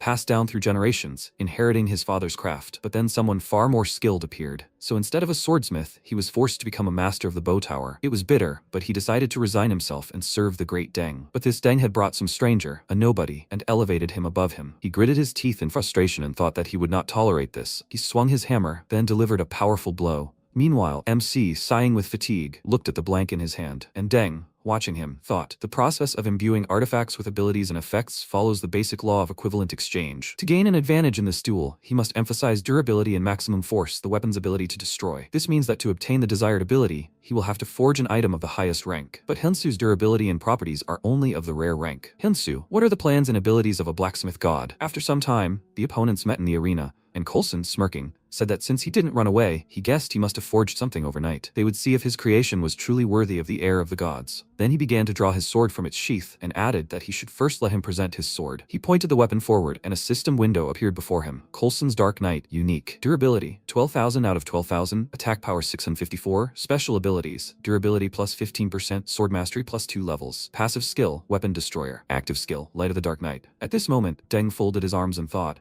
and one of those present said, as expected, Coulson's skill is amazing. The girl next to him said, to forge such a unique dual sword in just one night. Magnificent. Truly impressive. Hearing these words, Coulson smiled and thought, of course, this is a masterpiece imbued with his family's secret techniques. Now he must show him his sword. At that moment, the protagonist took out his weapon, and a system window appeared, saying Hyunsu's first custom-made sword. Rank, rare. Durability, 1000 out of 1000. Attack power, 177. At that moment, Coulson was surprised. Rare. A rare rank sword? This is ridiculous. Perhaps Coulson was right. Then he gritted his teeth in irritation and prepared to attack, thinking, dang, this time he made a serious mistake, wasting his time on a boy with his pathetic toy. The next second, he abruptly ran to the attack and shouted, this is the end of it. MC held his sword out in front of him and took a few steps forward, when suddenly his opponent's weapon split in two. Everyone stopped, watching in surprise as a sword fragment fell to the ground. Coulson turned slightly and, perplexed, said, he, and the protagonist said that a sword isn't determined solely by rank. A system window appeared before him, revealing Hyunsu's first sword, a rare one. Special abilities, an active skill, a sword that cuts swords. 65% chance to destroy an opponent's weapon. One of a kind, irreparable, destroyed at 0 durability. At that moment, Coulson remembered his father telling his son, one day, a blacksmith god will appear on this earth. He placed his hand on his head and added, the one who will shatter their understanding of the world and lead them, bringing a new teaching. And everyone will have the chance to meet him. Coulson looked at him and, smiling, said, Father, if he too becomes a great blacksmith, will he be able to learn from him? At that moment, Deng smiled and thought, simply breaking a sword wouldn't be enough to convince the tower masters, so he'd forge a sword that could cut swords. And not long before, Deng had asked, is such a thing even possible? MC had said it was never easy. Creating an artifact of the required level always comes down to the blacksmith's skill. He smiled, looking at it, and a system window appeared in front of him, saying, a special creation of a god. The higher the effect level, the more difficult the creation, with efficiency ranging from 0 to 100% depending on the crafting skill. In the present, Deng looked ahead and thought, Hyunsu has all the knowledge and skill to bring such an idea to life. At that moment, Coulson had said, a god blacksmith, could he also dig up such a sword? The protagonist smiled, looking at him and said, the word impossible doesn't exist. Then Coulson began to cry. He dropped to one knee and said, Coulson, master of the bow tower, now stands before the blacksmith god. The system reported, blacksmith duel, quest complete. Coulson then approached the protagonist holding a chest in his hands and calling him, asked him to accept this. For a start, 500 gold. With these words, he opened the chest and showed the coins. The protagonist, looking at this, smiled and thought, is this a reward for the quest? Then Coulson held out a scroll and added, and this scroll with the drawing of the legendary bow. This was transmitted in their blacksmith tower. Then the system reported, he has received the drawing of the legendary bow, one of the 10 treasures of the blacksmith tower. Then he said, this bow, he was never able to do it. Pass it on to someone who can become great. That is the true purpose of this. Then Deng closed his eyes and said, now that the god of blacksmiths has finally appeared, they too will start from scratch. Therefore, Mr. Hyunsu, he asks him to ascend to the pinnacle of power and explore this vast world. Then MC waved his hand and said, the ascent of a god begins. After a while, he and Jihoon clinked drinks, and the protagonist shouted, hooray! His friend smiled and said he couldn't believe he was drinking beer at Hyunsu's expense. And he even changed his class to divine. He recommended Aries to him because his talent was wasted, but he never imagined he was so good at games. After all that suffering in the forge, he finally made it. so what's different about the divine class? He replied that he didn't think there were any drastic differences right away. What's more important is that he needs to pay his father's hospital bill tomorrow. Meanwhile, another 10 million won has accumulated for treatment. Ji-hoon then lowered his gaze and said, by the way, he found out about that new medicine for his father he'd asked about, but it's not covered by insurance, so he needs to prepare at least 20 million won. Besides, he needs to treat his burns too. Classes alone won't make him any money. There's a limit to how many artifacts he can forge and sell. Basically, he needs to level up and earn fame. The protagonist thought, the ascension of a god begins. Then Ji-hoon raised his hand and added, he needs to establish connections with the most famous people in Ares. That way, he'll be able to get much better rewards and rare items, even for quests of the same level. And then, using that as a foundation, he'll create even better artifacts. MC looked at him and thought, connections with the most famous person. Then Ji-hoon placed his hands on the table and said, so he has an idea. He just needs to wait a little. He'll get the best achievements and carry him along. The protagonist sighed in response and said he'd rather try not to get fired. But he countered. He was serious. After a while, a discussion started on the site. Did they hear that, people? The perpetually 21st place Lord finally got a legendary class. Damn, this is just insane. But that's not all. The most amazing thing is that he defeated the Sword King Barad. Defeated? What do you mean his attack got through? Yeah, right. No one could even hit him before, right? So that's really damn cool. You can't argue with that. How did he do it? How did he even manage to do it? Meanwhile, the protagonist looked at his phone screen and said, 30 million won a month. He needs to pay the overdue bills today. It's impossible. Even if you add up the quest reward and the auction proceeds, he can't let his father's treatment stop. Then he asked in surprise, huh? His eyes widened in surprise when he looked at the phone screen. It said, the first Hunsu sword sold for 53,310 gold. Sold to the player Lord. He asked, Lord? The next second, he ran to the worker and putting his hand on her monitor, apologized. He shouted, the hospital bills that needed to be paid today, he'll pay them all right now. He thought, I'll never quit playing Ares. After a while, the Lord texted him, Mr. Hunsu. He was very grateful. Really, Mr. Hunsu. Thanks to his sword, he was able to fulfill his dream and pass the Barad trial. If people understood the true value of the sword he created, they would realize that the 50 million won he paid was a mere pittance. Cutting through the blade of the Sword King himself and breaking through his defense, even he was clearly surprised. Mr. Hunsu, the king of the Goyard Kingdom, the Sword King of Barad, is waiting for him. He wants him to forge a sword for him. He was surprised. The Sword King of Barad? The Lord asked him to go and meet him. After a while, the protagonist went outside, raised his head up, looking at the bright sun. He thought he could pay for his father's hospital bills and the new medicine. He must meet Barad, and he would get his lost forge back too. After a while, Kang-hyuk-soo got out of the car and, looking at the building, said, a forge in their day. Hyun-soo, there was only a month left until their agreement expired. After a while, MC answered the phone in surprise and asked, what? Barad, he can't meet him? Ji-hoon asked, does he think he can do anything just because he's a divine class? A level 10 newbie is going to meet the king? To meet a high-level NPC, their level and fame must also be high. To meet Barad, you need to be at least level 200. But that doesn't mean there's no way. Goyard Martial Arts Tournament. An event held annually in the Goyard Kingdom, with a level limit of 50 to 60. Sword King Barad is always on the lookout for talent with potential, so every year he holds a fencing tournament for foreigners. This tournament is about to begin. The winner receives their reward personally from Barad. If he wants to meet him right now, this is his only chance. Sometime later, the protagonist was riding in a cart and looking away, remembered Deng's words. Mr. Hunsu, he recalled, he must go to the land of Castle. This is a land on the border of the northern kingdom of Drum, where hellish undead rage daily. There, his abilities will be needed more than anywhere else. He thought about the land of Castle, a war zone where they repel monster invasions. According to Deng, this is the best place for quick leveling, exactly what he needs. He must handle this, whatever the quest. After a while, the system reported that he had entered the territory. At that moment, Render looked at him and, smiling, asked, are you reinforcements from the capital? Excellent. Any fighter is worth their weight in gold now. He was a level 76 Centurion. He added, the number of advancing undead is growing. MC came closer and said, he says it's growing. Do you know the reasons? He looked at him and replied, well, when the sacred Rama's bell rang in the lands of Kassel, the advancing undead weakened, and it was easier to deal with. Until recently, the ringing of the Rama's bell scared away even the distant undead. The protagonist thought, so that's how the system works. Then Render added, but recently it's shattered into pieces. They were caught off guard and barely had time to strengthen their defenses. The enemy sensed this and began to gradually creep closer. The protagonist asked, can it be fixed? He was surprised, huh? Could it really be from Master Deng? He awkwardly scratched the back of his head and confirmed it. He was indeed sent by Deng, the head of the Blacksmith Tower.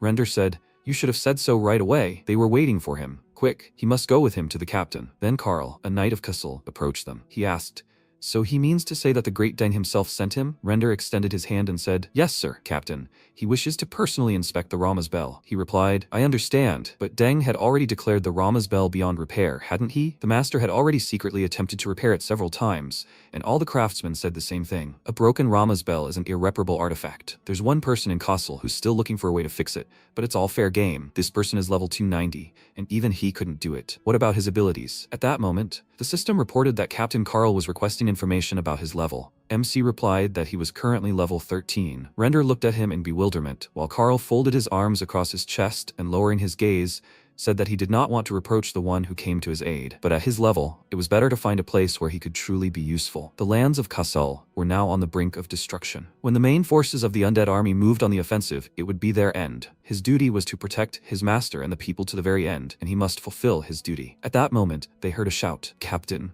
A warrior ran up to them and pointing a finger to the side shouted, "The undead are attacking the eastern wall. Ghouls! A huge flock of ghouls is rushing here." At that moment, level 41 ghouls were approaching them, and Carl waved his hand to the side and shouted, "Alarm! They must hold the gates at all costs." His subordinate replied, "Yes, sir." Then Carl stepped forward and said, "Render, follow him." He replied, "Yes, sir." Then the captain added, "And more." He turned and said, "Everything they discussed must remain a secret." Understood? The protagonist answered affirmatively, then thought, if everything goes like the war with the orcs, he could handle it. A system window appeared in front of him, revealing a quest for a territory battle. He must repel the ghoul invasion and defend the gates. Meanwhile, the ghouls continued to approach the castle. Letting out loud screams, they began to scale the walls, while the guards tried to stem the tide of attack. At that moment, MC stood on the wall, aiming his bow, and Render looked at him and shouted, "The undead are hard to kill without a weapon imbued with holy power. That's why you have to hit the same spot over and over again." But the next second, the protagonist fired an arrow, piercing the head of one of the monsters. Render, frowning, looked at him and thought in surprise, "No holy power but one arrow, and the ghoul is ready." The protagonist then prepared a flight arrow and released it,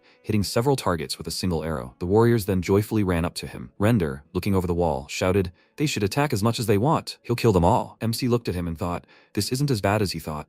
If this keeps up, they'll get through this. After that, he looked ahead in surprise, and the system announced, a new story is beginning. He must defeat the giant ghoul. At that moment, a huge creature with 4 arms appeared in front of the castle walls. Render screamed in fear. Now a giant ghoul has appeared. We need to call the captain. The level 89 giant ghoul opened its mouth, showing a long tongue, and Carl, fighting at the gate, shouted, "Damn." Render, noticing this, said, "Captain Carl is holding the gate. He has no free men." He clenched his teeth and nervously added, "If this keeps up, the wall will fall." But at that moment, the protagonist said he would distract them from this monster. He was surprised. What? How could he? How could he? But before he could finish speaking, the protagonist pushed off the ground and plummeted downwards. While the other guards screamed in fear, Render shouted, "It's too dangerous to be alone." But the protagonist flew further and further, approaching the monsters. Falling downwards and flying through the monster, he dealt several blows, then ran along the wall and landed in front of a huge ghoul. He frowned, looking at his target, and thought, great, he should deal with it. The next second, he leaped forward, and the huge ghoul extended his hand towards him. MC started running further, and thought that first he would drag it away from the wall. Had he managed to get its attention? Then he turned sharply and noticed the monster's huge leg heading towards him. He gritted his teeth and began to dodge the monster's legs, moving from side to side. He screamed loudly and tried to run faster, then turned slightly and wondered why he was so fast. Then, the next second, the system reported a weapon change.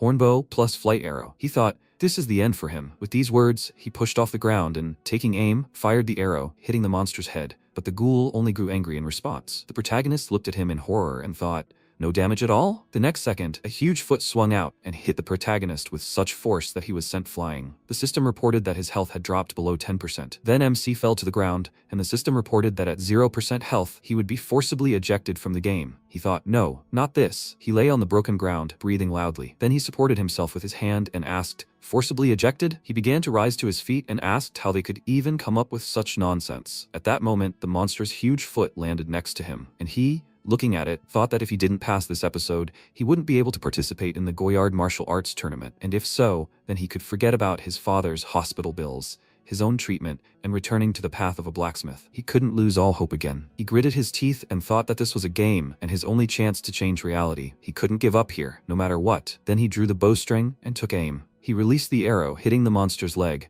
The ghoul screamed loudly and then leaned forward to attack. The protagonist gritted his teeth and frowned when the system reported that his health had dropped below 3%. He thought he would never give up, and at that moment, the monster pointed a huge hand at him. While the protagonist aimed another arrow, he thought this wasn't the end, but at that moment, the bowstring snapped. He thought in surprise, the bowstring?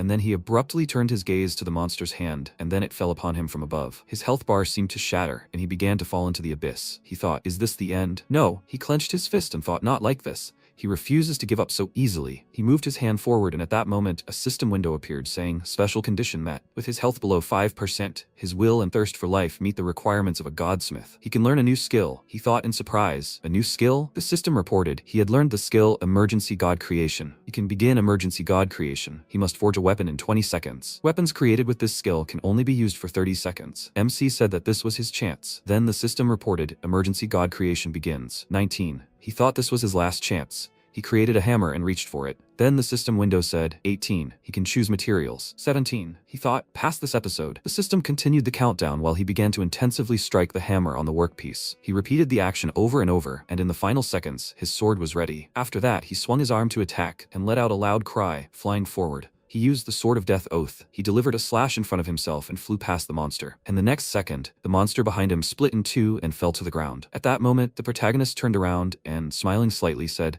he did it, and the system reported, he killed one giant ghoul. Experience gained, level 38. MC was kneeling and, looking at the system window, smiled and said, at this level, that's enough. But before he could finish speaking, his eyes began to close and he fell to the ground. At that moment, a warrior ran towards him and shouted, Mr. Hyunsu. Sometime later, the protagonist woke up to the bright rays of the sun. He was lying on a bed, and his body was bandaged. He opened one eye and asked, huh? Then he sat up and grabbed his head, asking, how much time has passed? What about the monster? Suddenly the warriors nearby began to cheer, and Master Hyunsu had woken up. A true hero. Master Hyunsu, and he asked in surprise, what's going on? Then Carl put his hand on his shoulder and said that thanks to him, they were still alive. He was grateful. How did he do it? MC looked at him in surprise and said, Captain. He smiled awkwardly and, scratching his head, said that he didn't even know how to explain it. In response, the captain laughed and, folding his arms over his chest, said, so that's it. The protagonist looked away, thinking that any explanation would sound unconvincing. Then the captain shouted at him not to be modest. It was he who brought victory in today's battle. Ghouls are akin to ghosts. They are vulnerable to holy power. As soon as he realized this, he immediately remembered the Sword of the Four Symbols. It is known to drive away evil spirits and ward off misfortune. Thanks to what his father once told him about restoring this, he was able to recreate this sword, something like that. Then MC looked at his fist and thought,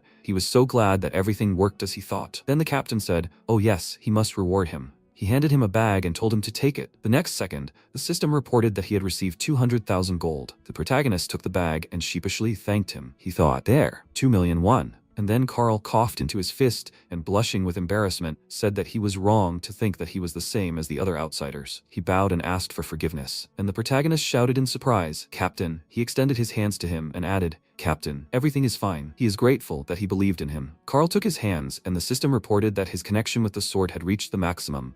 He added, then he wanted to ask him for one favor. Please, he must fix the Bell of Rama. The sword he held in his hands clearly radiated holy power. With such abilities, he believed he could handle it. Then the protagonist smiled awkwardly and, scratching his head, said that he appreciated his words, but he needed to go to the kingdom of Goyard. Then Carl smiled and noted that he had forgotten something. He was a blacksmith after all. Their lord had a legendary mineral.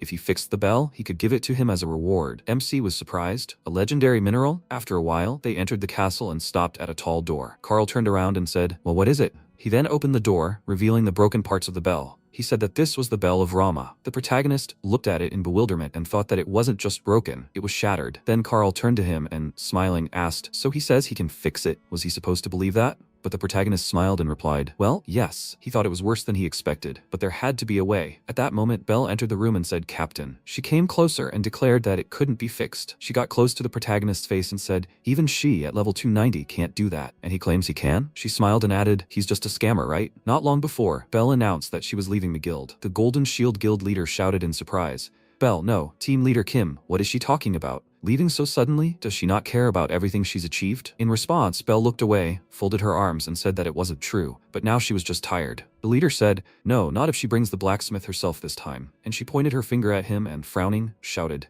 that's the problem. He's offering 500 million a year to some random player? He replied, the blacksmith Jason sold his very first sword for 500 million won. If they get that, the guild will skyrocket. Belle folded her arms and said, that blacksmith they hired was just trying to make a little extra money, right? The next one took the collateral and ran away. Then another one won the lottery and disappeared. And then last time, and the one after that. Then the leader clenched his fist and said irritably, He knows enough. After that, Belle closed her eyes and, putting her hand to her head, asked if he now understood how hard it was for her to clean up all this mess, so he shouldn't try to stop her. And then he looked down and said, since that's what she decided, fine. After that, she headed for the exit and told him not to worry. She wasn't planning on joining another guild anytime soon. The leader called after her. She must know they'll always have a place for her if she decides to return. Sometime later, castle. Belle approached the walls and, looking around, said in surprise, oh my god, this village shouldn't just disappear like that. She thought this place had shown her that real people, just like her, weren't just NPCs living here. Once they fix the frame bell, maybe they can stop all this. They need to look at the bell again. In the present, the protagonist pulled back from her and looked at her in surprise. He frowned and asked, who is she to say that? She smirked and said,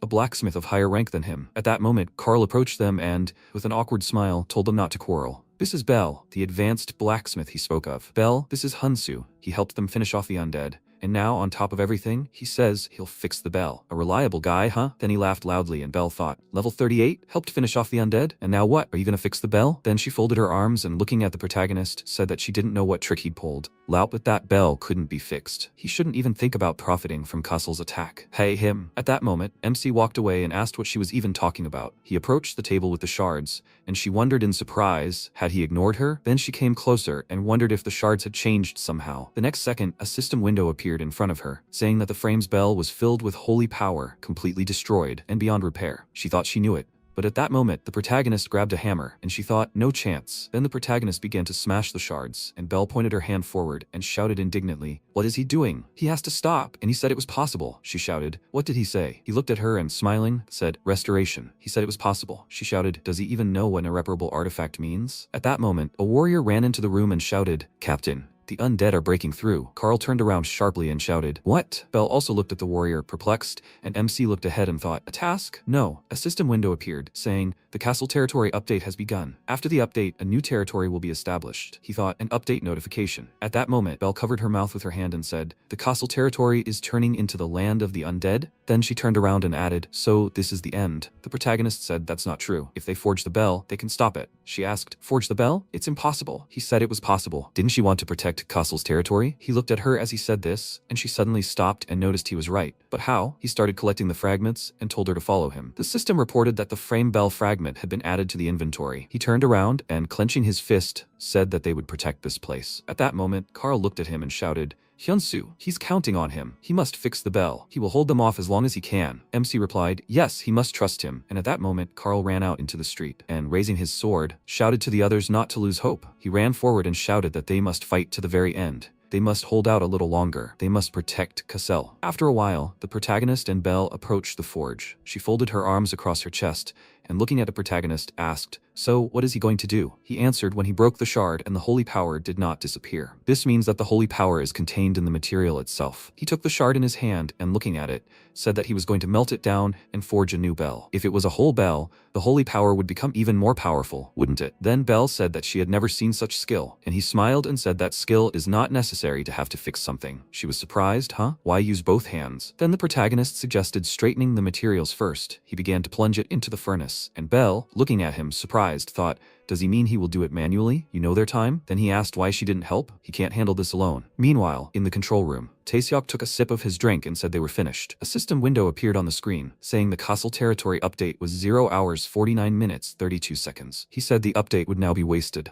Then a worker approached him, folded his arms and asked, what is he talking about? Was he whining on update day? He told him to look at the screen. The man frowned at the monitor and asked, what are you looking at? And then he was surprised. What? Because of that blacksmith player? Then he smiled and said, no way. A player can't fix it. He shouldn't make him laugh. And at that moment, Soyeon said it wasn't just a player. Meanwhile, the territory update continued. The warriors fought the undead, and Carl swung his weapon and, cutting down another monster, shouted to the others to stop the undead. They shouldn't let them in. At that moment, the warriors began to tremble with fear, and the monsters began to scatter them. At that moment, one of the guys fell to the ground, while a huge ghoul walked towards him and swung its weapon. But at that moment, Carl ran up to him and cut off part of the monster's head. He looked at the warrior and shouted, is he okay? He rose to his feet and shouted, Captain. He told the others to hold on just a little longer, just a little longer. He blocked another attack from the monster and added, this is the place where they were born and lived their entire lives. They must protect Castle. At that moment, he clenched his teeth and thought, why now? The next second, his sword broke in two, and the monster in front of him swung its attack and screamed loudly. The captain closed his eyes and, frowning, thought, damn, if this is how it ends. But at that moment, the weapon stopped above his head, and he turned sharply. That sound. The next second, the monster clutched its head, screaming loudly and dropping its weapon. The undead began to blaze and burn, while a bright light emanated from the tower. Carl then looked at this and, smiling, said, "The frame bell, it's fixed." At that moment, a worker in the control room spat out the drink and shouted in surprise, "Is this a joke? Did he really do it?" He pointed at the monitor and, looking at Taeseok, shouted, "What the hell is this? Did the update really fail?" Then Taeseok rested his head on his hand and said that this guy hadn't slept since the countdown to the update began. He was surprised. A whole week? Day 5. He immediately went to the forge in Castle territory.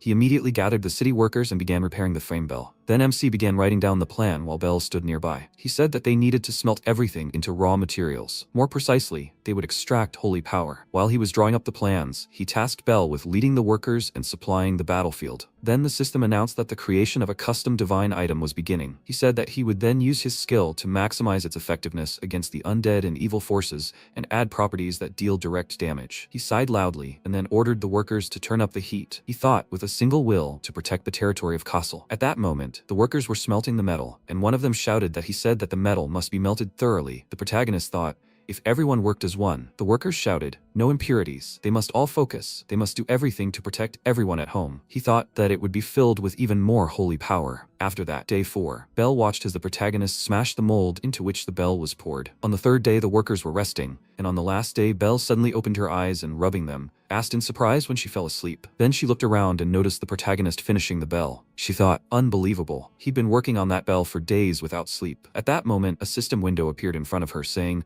"The apprentice title shines." She witnessed a master blacksmith at work. She cried out in confusion, "Master blacksmith? This guy?" The system reported that her advanced blacksmithing proficiency had increased by 20%. Then the protagonist turned around and, smiling, said, "It must have been quite noisy, but she slept like a log." She clenched her fists and cried out, "She hasn't slept this long." He looked at her in surprise, then placed his hand on the bell and said they were almost finished, so she should wait a little longer. Then she looked down and asked, "Can I ask you something?" He was that blacksmith Hunsu, right? He looked at her in surprise, then smiled and, looking at the bell, replied that it was true. The next second, the bell began to shine, and Bell looked at it with admiration and said, "Wow. To say it's beautiful is an understatement. It's simply magnificent." At that moment, a system window appeared saying, "The second Hunsu bell. Unique. Infinite durability, special abilities, purify undead, blessing against undead enemies. A recreated artifact that was thought beyond repair." Bell looked at the protagonist and asked, "Recreated? Why had he become stronger?" She thought she had never seen anyone do something like this. Then she called the protagonist and suddenly grabbed his hands. She looked at him with admiration and offered to be with her from this day on. He was surprised. "What? Wait, is this a confession?" she shouted. "And what does he think?" Day X. The protagonist suddenly ran up to the bell and struck it.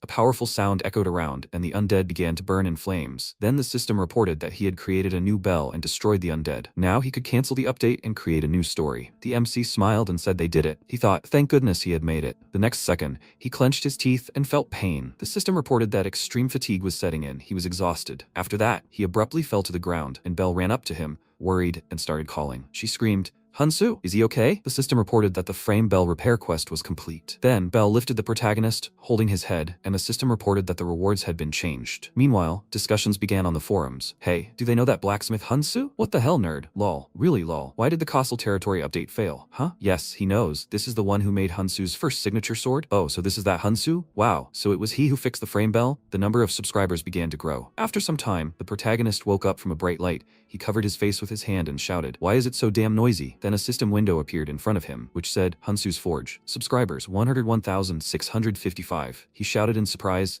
"How many?" He abruptly sat up in bed and widened his eyes in surprise, looking at the system window. He asked, "Is this even real?" He thought, good thing he engraved Hunsu on the bell. Now everyone who visits the Castle territory will see this bell. And then he heard a voice behind the door. "Mr. Hunsu, can I come in?" Carl smiled and said, "The savior of their territory has woken up." He came at the Lord's behest to present the reward for creating the bell, 330,000 gold. With these words, he threw down the bag, and the system reported that he had received 330,000 gold. MC thought in surprise, 330 million? With that kind of money, he could even contact that person. After this, Render entered the room and said that the savior was worthy of a reward of such a level. He placed an open chest in front of the protagonist and said that it was a gift personally from the Lord. The protagonist looked at the contents in surprise, and the system reported that he had received the legendary mineral, orichalcum. Then he looked at the captain and said that he was grateful. In response, he extended his hand and said that it was they who should thank him. He placed his hand on his chest and said, Unlike the others, he did not abandon their lands and protected them. He thanked him from the bottom of his heart. With these words, he bowed, and MC smiled, looking at him, and thought that he sensed his sincerity. He said he just did what he had to. He thought the despair of the people in Ares was no different from despair in the real world. Then he added, and he apologizes, but he needs to go back to where he comes from for a while. Carl replied, of course. Then the protagonist teleported and thought, come on, time to return to his forge. Then the system reported, Hyunsu logged out. Carl, smiling, looked ahead and said, strangers can be strange. The next day in Gyeongju,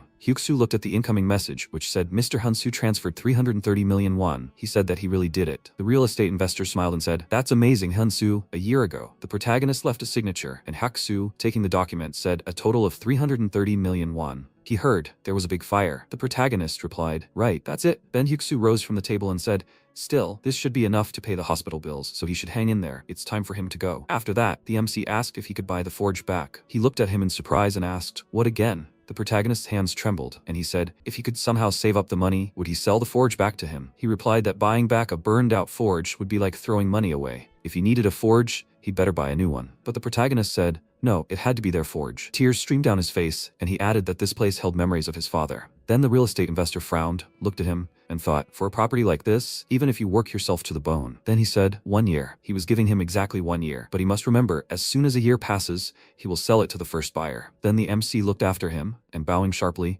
shouted that he was very grateful to him. He replied that he would wait for a call. In the present tense, the protagonist looked at him and said that frankly, he knew he was asking the impossible. A year was only an approximate time frame. Such a property could be sold at any moment, but he really kept his promise. If he doesn't mind, may I ask why he is so kind to him? After that, Hyuksu put his hand on his shoulder and said that he was the first one to ask for a buyback after the sale. He just wanted to support such a person. After that, the MC bowed and shouted that he was grateful to him, and he replied that it was not worth it. He should thank him for keeping his word. Then the protagonist closed his eyes and thought that he did not have to give up the forge. He should thank him. Then he added, by the way, does he by any chance know a game called Ares? He looked at him and then laughed and said, of course, who hasn't heard about that by now? And the protagonist awkwardly scratched the back of his head and said, exactly. He's actually a blacksmith in Ares. Hyuksu folded his arms and asked, really? It's the perfect job for him. And the protagonist said, so as a gift, he wants to forge an artifact for him. He said, oh, then can he make him something to order? Does it matter what the effect, type, or level? MC smiled and said, of course, he will do whatever he wants for him. After a while, the protagonist entered the pub and started looking around, and then noticed Belle, who was sitting at a table and waving at him, said, this way. He sat down at the table opposite her. She smiled, looking at him, and noted that they first saw each other since the incident with the undead. He answered, yes, that's right, and she asked, it's not that easy to find him, did he know? In response, he awkwardly apologized. She laughed and said she was just joking, and then she said she would introduce herself properly. She was Golden Shield's chief strategist, the one who made Golden Shield what it is today. And that day, she was sure of one thing, that one day he, Hyunsu, would become one of the best players, so she would get straight to the point. When he eventually created a guild, she wanted to be the first member. With that, she extended her hand forward, and the protagonist asked, hadn't she just recently called him a cheater? In response, she awkwardly apologized and said, but honestly, anyone would have made a mistake in that situation. That's not the point right now. Then the protagonist shook her hand and said that he was just teasing her. He was also happy to work with her, but first. The next second, Belle abruptly stood up and shouted, what did he say? He's going to meet the Sword King of Barad, one of the 10 legends? The protagonist tasted the dish and replied, that's right, he's participating in the Goyard tournament. He'd heard that Barad himself would present the prize to the winner. She put her hand to her head and, lowering her head, said, that's true, but rising stars from all over the world come to this tournament. It's no joke. He looked at her and said, that's exactly why he should win. She looked at him and shouted indignantly, how can he say that so calmly? Then he told her not to worry. He smiled and added that he would simply strive for the top, using his strengths. She looked at him in surprise, and then he asked, by the way, isn't she going to eat? To which she replied that she didn't want to. The day of the tournament, Goyard, the host riding a dragon, flew over the stadium and then shouted,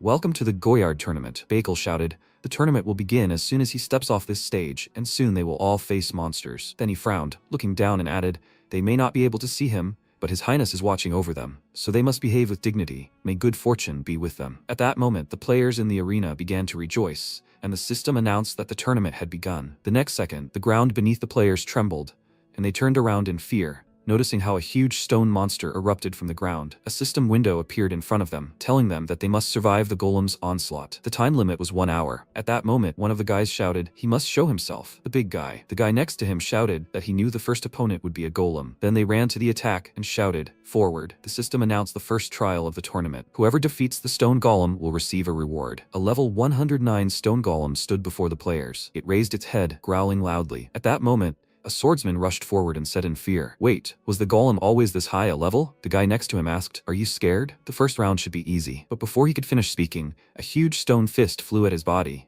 and the system reported that his health had reached 0%. He would be forcibly disconnected from the system. At that moment, the player clenched his teeth and shouted, "Hey, is he okay?" But the next second, the monster crushed him too. People around him screamed, "They have to dodge." The system reported that his health had reached 0%. He would be forcibly disconnected from the system. Then the mage shouted in fear, "What? This is completely different from what they were told." Then the warrior covered himself with a shield and asked, "How are they supposed to defeat this creature?" Meanwhile, Beekle ran down the corridor and thought, "Damn it, this tournament is a complete failure. A stone golem from a high-level tournament had gotten here by mistake." He ran past a worker and shouted that now was not the time for greetings. He thought that if this continued, all the outsiders in the tournament would be killed. He ran to the doors where guards stood, shouting that they must let him in. He urgently needed to see His Highness. They looked at him in surprise and asked, "Lord Beckle?" But His Highness had not yet given permission. The next second, Beckle abruptly opened the door and shouted, "His Highness, they must stop the tournament immediately." But Barad, sitting on his throne, rested his hand on his fist and said, "Request denied." He was surprised. "What?" But he asked. He still didn't understand what was going on. He looked at the magic ball and told him to watch this warrior closely.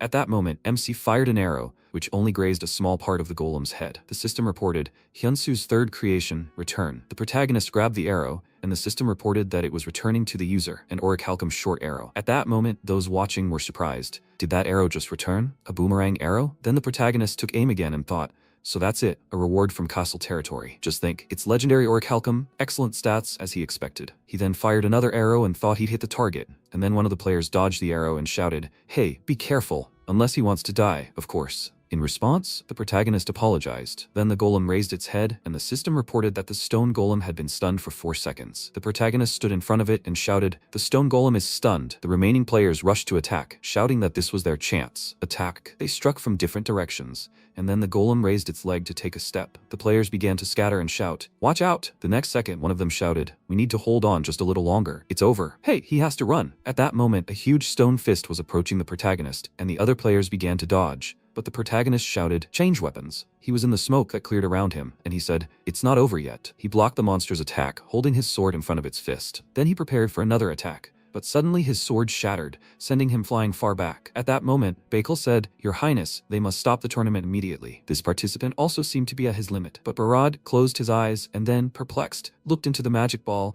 and saw part of the sword pierce the golem. After that, the system reported that the god's emergency creation was complete. The Damascus blade could cut stone. He defeated the stone golem. The god's emergency creation, and the Damascus blade disappeared. He leveled up. The MC looked at the system windows that appeared and said in surprise, "Wow, he leveled up 14 at once." Then a player approached him and said, "It can't be. He really won?" The protagonist looked at him and asked, "Weren't they supposed to defeat him?" He shouted, "How could they defeat him with such a level difference? They were told to survive." Then he raised 3 fingers and added, "The trial itself consists of 3 stages, so the balance has already been upset. He wasn't released, so they could defeat him." In response, the protagonist smiled awkwardly and scratching the back of his head said, "I see." Then he said, "By the way, why does he feel so bad?" The next second, his eyes began to close again, and he fell to the ground. The players gathered around him were surprised. What, did he lose consciousness? It doesn't look like he was kicked out of the system. Are they just going to leave him? What about the tournament? Is it still going on? By the way, how many times did that player change weapons? He thought he was a jack of all trades, but he turned out to be a master of weapons.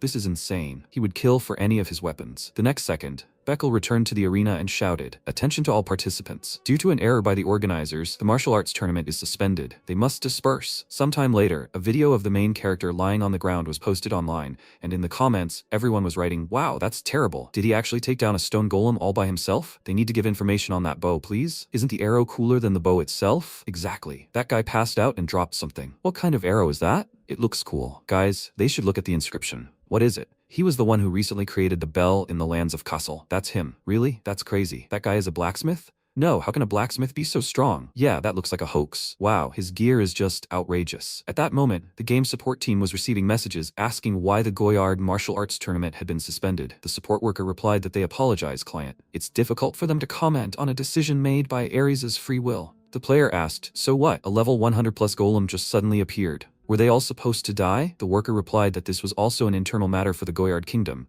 so they couldn't give an answer. He asked, What could he even tell him? In response, the support worker apologized. And then Soyeon smiled awkwardly and then, slamming her head on the table, said, "Team leader, they have a big problem." Taeseok was typing at the time and asked, "What else?" He was busy right now. She swiveled in her chair and said that the Goyard martial arts tournament had been suspended. He said he knew it would happen, but so be it. She shouted that it wasn't that. Barad summoned Hansu. Taeseok looked at her in confusion and, spitting out his drink, shouted, "What?" It would take time for them to sort out the tournament and everything else. Had they met yet? She replied, "Yes. Hansu is currently heading to the reception hall." After that, Taeseok covered his face with his hand and said they were finished. It looked like another sleepless night awaited him. Soyeon desperately said that she wanted to go home. Then Taeseok stood up and said that this player was so otherworldly that he didn't understand him. She agreed with him. What would happen if Hyunsu fulfilled Barad's request and reached the maximum affinity level? What did he think? He replied that he would master the sword art of the King of Swords and become the strongest blacksmith. Then he folded his arms and added, "Of course, it won't be easy. Everything depends on Barad's free will." Soyeon said she had a feeling he would succeed. These are just silly worries, right? He told her not to say such mean things. The next day, MC was walking down the castle corridor and thought that he would meet Barad sooner than he thought. Then he knelt before the throne, and Barad told him to listen. Stranger. Usually, the award is presented in front of everyone,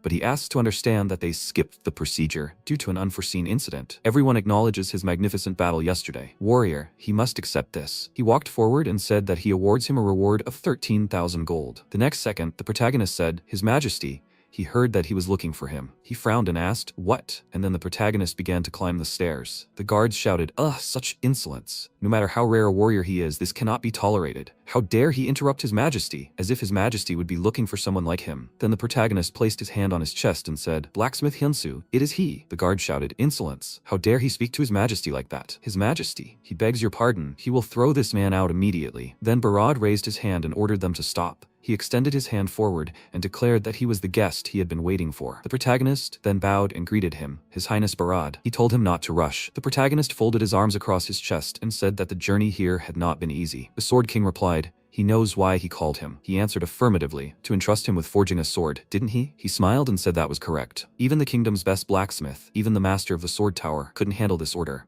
And yet he wants to know why he can trust him. The next second, he released a powerful energy, and the protagonist said that he came here believing only in his own skill. Then Barad laughed loudly and shouted, "How brave. Good." And Beckel said in surprise, "Your Majesty." And he told them to bring what he had prepared. His subordinate replied, "Yes." He said that he would count on his confidence. After that, the subordinate approached the protagonist with an open chest. A system window appeared in front of him, stating that 100-year-old cold steel is a special ore that has absorbed cold for 100 years. It has fire resistance and ice properties. MC's mouth dropped open in surprise and thought, this mineral is straight out of a martial arts novel. Then Hansu said he needed a sword of epic rank or higher, and if he succeeded, he would give him whatever he desired, but if he disappointed him, he would never set foot in the Goyard kingdom again. The next second, the protagonist held a chest in his hands. He looked at the system window that appeared, which stated, Quest, Royal Commission, Rank S, Condition, Recognition of the King, Reward, any wish granted by Barad. Failure, exile from the Goyard Kingdom. Description. The Sword King Barad of the Goyard Kingdom has commissioned him to forge a sword. He thought a chance to ask Barad for anything. Then he smiled and said that he definitely wouldn't let him down. He thought he would definitely succeed. After some time, he began to work in the forge, and, looking away, thought he felt a stare boring into his back. Behind him, leaning her back against the wall,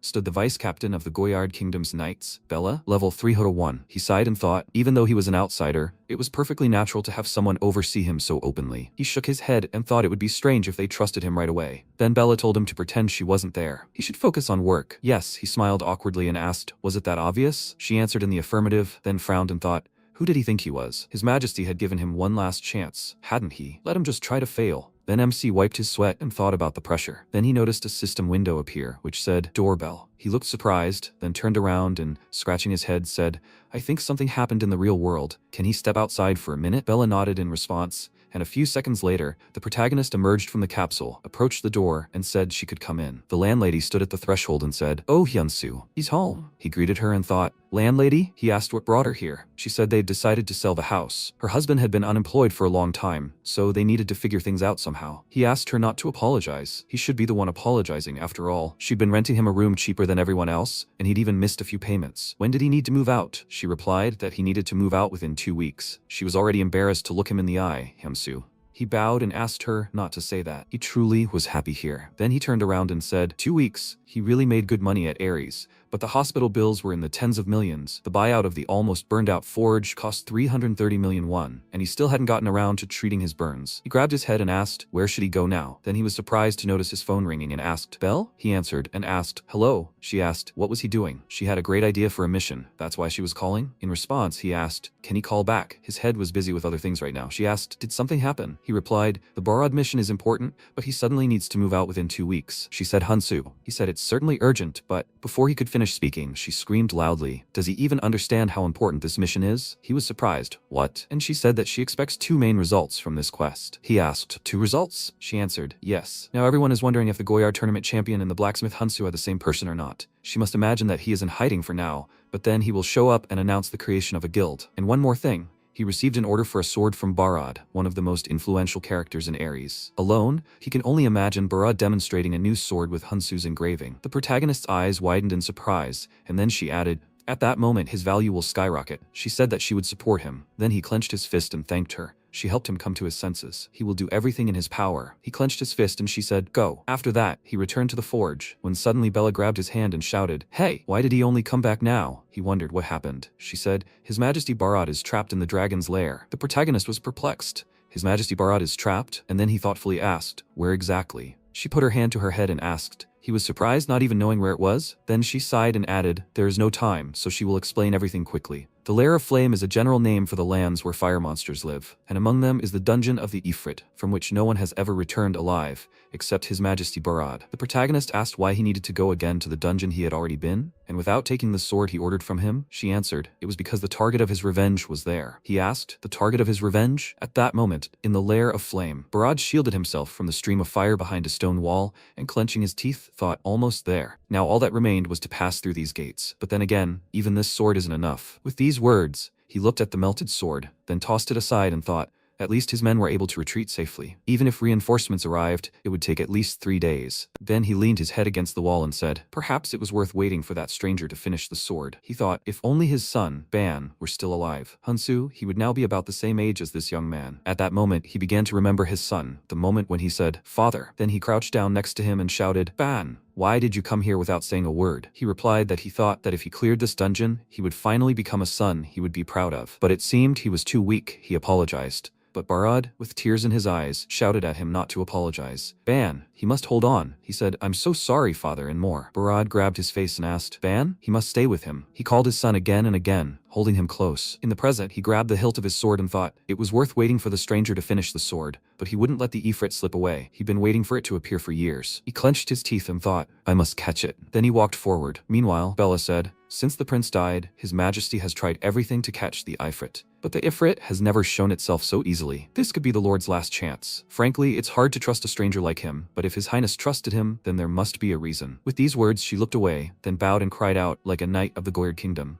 Please, he must save His Majesty. The next second, a system window appeared in front of the protagonist stating an urgent quest, a sword that will save the king. Rank S, requirement accept requests, reward too dangerous to disclose, penalty for failure, Barad's death. Description, the Sword King, Barad, is locked in the lair of the Ifrit. He must forge a blade capable of saving him. MC thought he hadn't expected Barad to go through so much.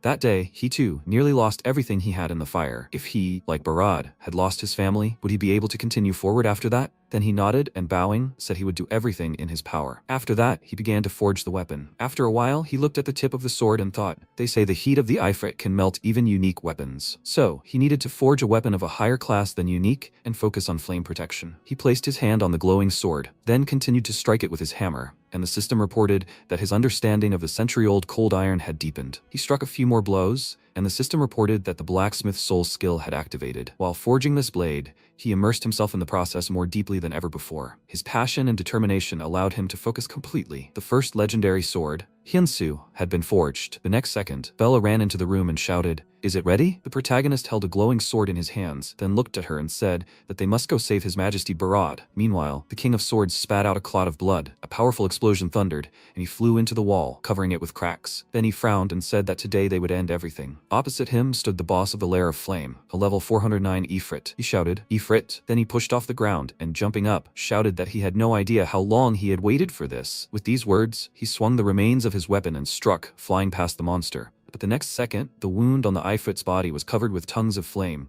and then he pointed the fiery weapon at the King of Swords. He began to run in the opposite direction, and streams of fire snatched his weapon, melting it completely. He thought, a sword? Then the Ifrit concentrated fire in his hands and then swung the weapon, spreading fire around. And then Barad frowned from the streams of fire and cried out loudly. In response, the Ifrit began to laugh, and Barad began to rise to his feet and said, damn, this is still a failure. The next second, he looked ahead in surprise. Two swords were stuck into the ground next to him, one fire and the other ice. He looked to the side in confusion, noticing a wall of ice. MC was breathing heavily, and Bella shouted, His Majesty, he must use the sword. The next second, Barad grabbed the weapon and a system window appeared in front of him, which said, Barad's personal sword Hunsu, legendary. Special abilities, plus 343% fire resistance, plus 194% ice damage, plus 397% ice damage against fire monsters. Active skill, Ice Flower. Description, Hunsu's first legendary work, custom made for King Barad. The protagonist smiled and told him to try it. The next second, the King of Swords swung his weapon and sent an ice flower forward. Ice spread around, and the Ifrit began to scream loudly. Then Barad began to circle around it from the wall and swinging to strike, shouted, It's over! He swung his sword, cutting the monster's body in two. The others watched what was happening, and then the system reported that he had defeated the boss. Barad said, Finally, they did it. Then Bella looked ahead in surprise, noticing that the fire began to burn stronger. And MC shouted in surprise, What's going on? She shouted,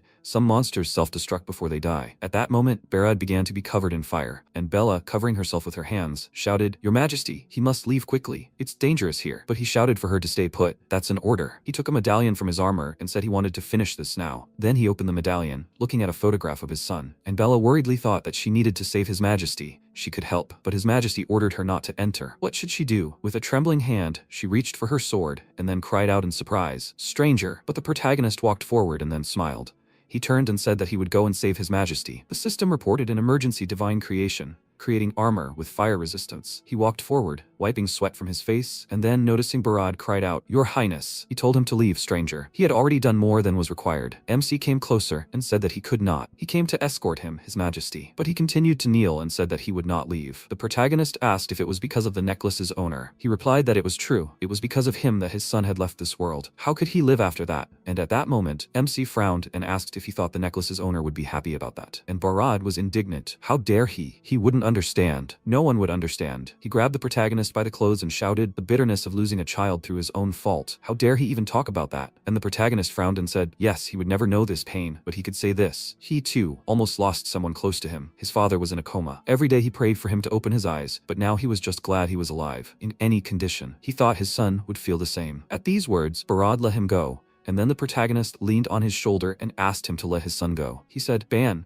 He's asking for forgiveness. He's apologizing, Ban. A tear rolled down his face and he added his stupid father was wrong. And then the protagonist put his hand on his shoulder and said that he must live. His Majesty. He looked into his eyes and asked, shouldn't he be a father his son could be proud of? He replied that he was right. He shouldn't be a father anyone should be ashamed of. Then he looked up, smiled, and said that they should go. After that, he put his hand on the protagonist's shoulder and they approached Bella. She ran towards them and shouted, stranger, His Majesty is in danger. And he said that His Majesty is fine. The next second, the system reported that his health was depleted, forced logout. He smiled and said that he would be back soon. And at that moment, Bella ran up to the King of Swords and held his hand. He said, Hunsu, this guy saved him. Then he fell to the ground and Bella shouted, Your Majesty, he must come to his senses. Your Majesty. After a while, the system reported that due to a forced exit, his level had been lowered by 1. A tear streamed down the protagonist's face, and he thought, he will move on, father.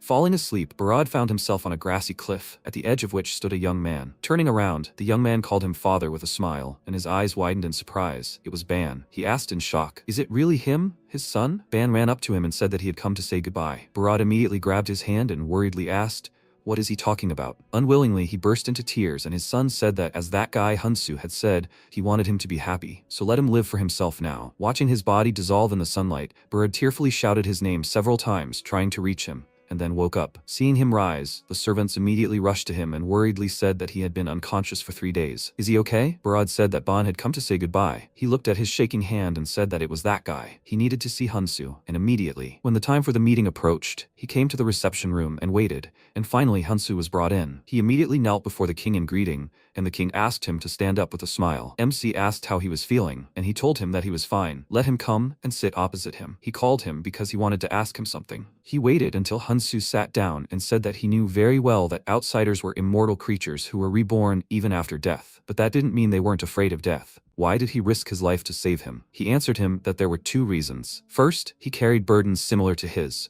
and he hoped that he would continue to live. Barad touched his chest, thinking about this, and asked what the second reason was. He awkwardly replied that he was confident that His Majesty would reward him generously. The king looked at him slightly surprised, then smirked and remarked that this was quite presumptuous. MC smiled awkwardly, and Barad said that he was right. He was going to reward him generously anyway. He handed him a scroll, and said that this was payment for the sword he forged. When Hunsu revealed it, the system informed him that he received 1 million gold, which greatly surprised him. Seeing his reaction, the king said that this sword saved his life. Isn't it worth the price? MC immediately stood up and bowed to him 90 degrees, thanking him, and he sternly ordered him to sit back down. As he said, from now on he will try to live his life to the fullest, so that he will not be ashamed when he meets Ban in the afterlife, and he hopes he will do the same. Let him live for his father, who will wake up one day. And also, could he visit him from time to time? He was interested in hearing about his life and the people he would meet. He agreed and said that he would also like to hear His Majesty's stories. The king extended his hand and asked, since he had given him great insight, could he call him friend? Because of this, Hyunsu was surprised.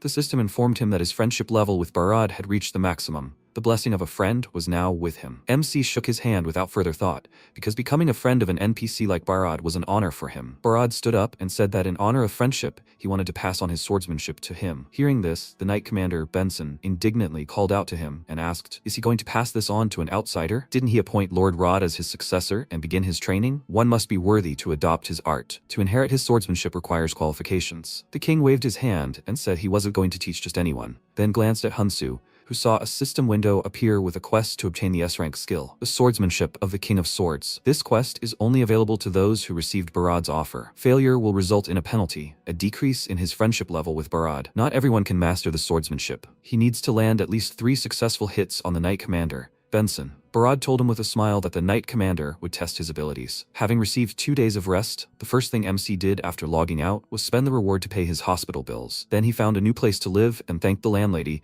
who forgave him the rent. After all this, he called Jihoon and invited him to dinner, and Jihoon asked if he wanted to buy him beer from the convenience store again. But when Hunsu took him to a restaurant and ordered beef, he was very impressed. Watching the meat fry, he asked with anticipation, is this really Korean beef? He confirmed it, and Jihoon immediately began eating, saying that now he'd seen it all. Hunsu was treating him to Korean beef. It was simply incredible. His friend said that he'd simply done so much for him, so he wanted to treat him to something decent. His words made Jihoon uneasy, and seeing him take out some kind of package from under the table, he asked, what is this? The MC said with a smile that it was a gift for him. He unpacked it, slightly confused, and inside were super fashionable branded shoes. He exclaimed in shock, where did he get the money for this? He was really giving this to him? The MC said that he'd wanted them for a long time. It was his gift, and the money for the capsule he gave him, he had already transferred to his account. The guy was surprised when he managed to do this, and happily thanked him for such a gift, and he smiled and mentally said that it was all thanks to him. His life was finally starting to change. He said that actually, he should be thanking him. The guy didn't understand what he was talking about,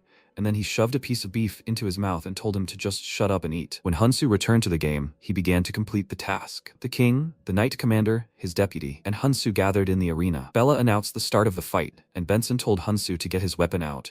He would not give in just because he was His Majesty's friend. MC took a stone out of his bag and said with a smile that the feeling was mutual. He was looking forward to the duel. Suddenly, the stone shone brightly, blinding the knight for a moment, and then it turned into a sword. Benson was slightly surprised. He thought something incredible would appear, but it was just an ordinary sword. He prepared himself and said that this was stupid, and he thinks he can match the knight's skill with some piece of iron. He lunged forward and struck a blow, which MC blocked, but it caused cracks to appear on his sword. Benson noticed this and asked what he was thinking, creating such a flimsy sword. But the unexpected happened. The sword suddenly shattered into many fragments, and they began to circle near the knight at high speed, striking. When it was all over and the fragments fell, he looked at them in confusion, and Hyunsu asked, he only had to strike, right? The total number of successful attacks is only 59. There was no rule that prohibited it, right? The knight's mouth dropped open in surprise. He never would have thought that he could lose like this. After that, he frowned slightly and asked who he really was. He took out a hammer and showed it to him, saying that he was the god of blacksmithing. Since he looked too majestic with this hammer, Benson was delighted, and he bowed his head to him, saying that it was an honor for him to meet the god of blacksmithing.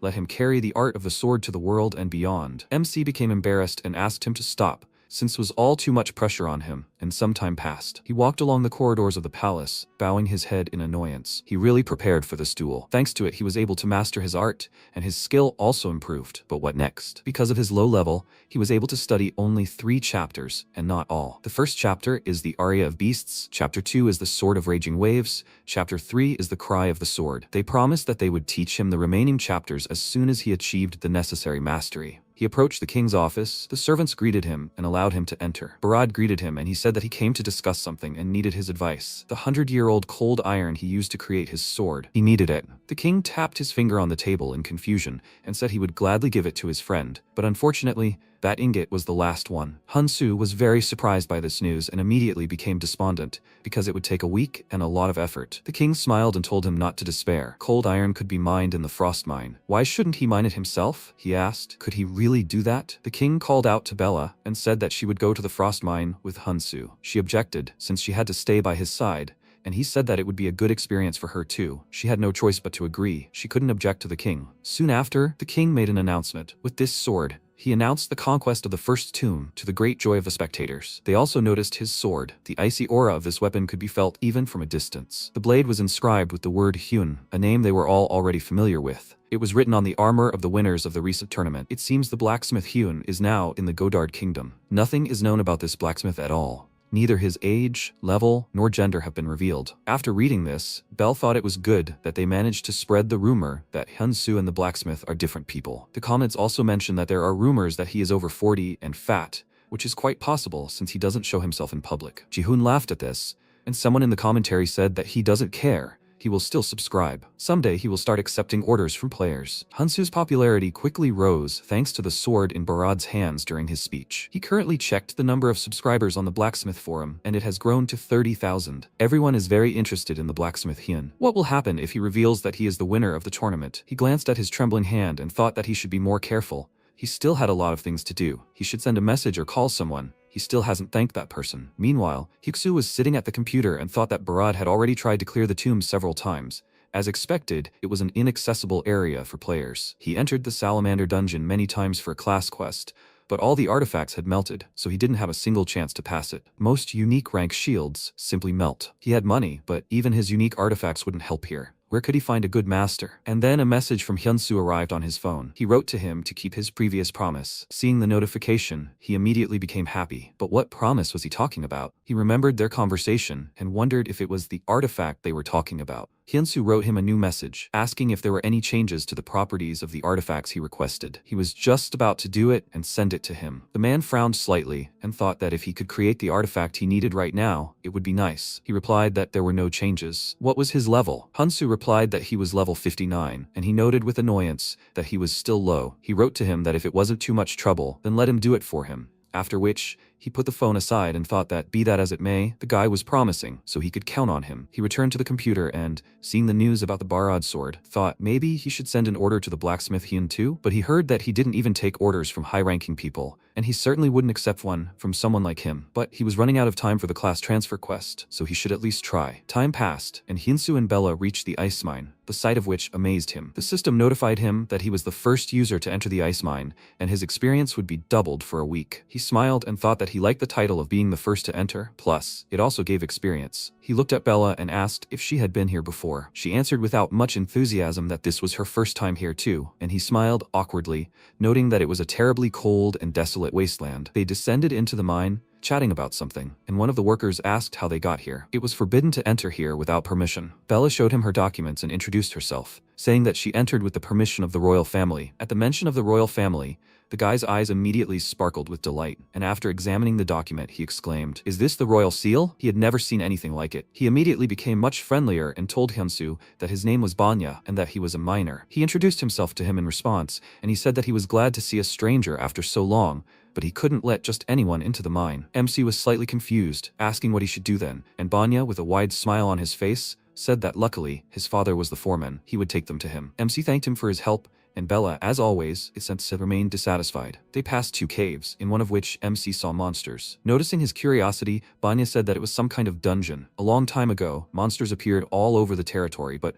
100 years ago, a wizard sealed them in this mine. He asked if what was stuck to those monsters was really that 100-year-old cold steel. The guy confirmed it and said that being greedy would end badly. It was their territory after all, beyond the barrier. He might be able to get in, but getting out alive would be difficult. They, the miners, were upset themselves, because that mine most likely had the most ore left, but at least they could work in peace, knowing that those monsters were locked up, so they had to make do with that. They came to the railroad, and he pointed to the man giving orders, saying it was his father. He called out to him loudly, informing him that they had guests, and then ran off to continue working. Hyun-soo thanked him for his help and headed toward the man with Bella, while Banya quickly hid behind the nearest ore cart and began watching them, wondering why strangers would venture so far. When the two approached his father, he looked them over and asked, "A royal knight and an outsider?" His name was Rek, and he was level 231. He remarked that it was a rather strange combination. What brought them here? MC answered that he was looking for an ore that was better than cold steel, even better than any other. Rek asked, "Ore that better than cold steel?" He confirmed this and asked if he happened to know of such an ore. The man looked him over and thought that such an ore existed,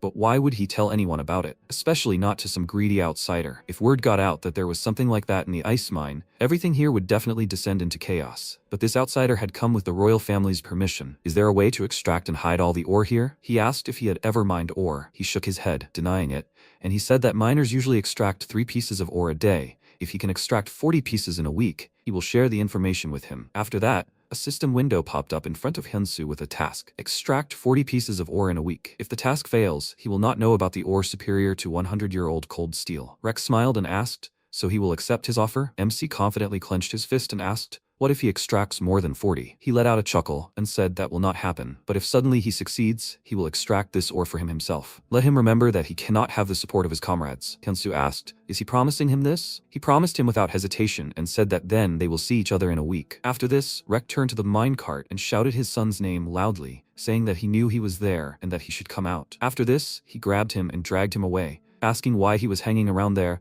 and eavesdropping. Meanwhile, Bella asked Hyunsu with displeasure why he had made a promise to the foreman, and he, taking out a pickaxe, answered that, to be honest, he knew he was going into the mine, so he had prepared some things in advance. The ore was better, and he would extract it at any cost. The girl felt uneasy and thought that His Majesty had gotten involved with some strange man. A week passed. Rex sat down on a stone and began to wait for Hyunsu, and thought that the stranger had told him that he would not leave the mine for a week. It was simply impossible anyway. Noticing movement to the side, he turned his head and saw Hyunsu coming out of the mine, all dirty and with a smile on his face. He greeted him and noted that at least he now looked like a miner. The time had come, so let him show results. MC pulled a stone from his inventory and threw it on the ground, and the man thought that he hadn't expected this. A stranger was beyond his capabilities, but he jumped to conclusions. After 1 stone, 100 more jumped out of his inventory, and he was very surprised. With every second, the pile of ore grew. In total, Hyunsu mined 200 pieces. Rek pointed at him in shock and exclaimed, "Who is he? Could he really be a legendary hunter?" He slung his pickaxe over his shoulder and answered with a smile that it wasn't so.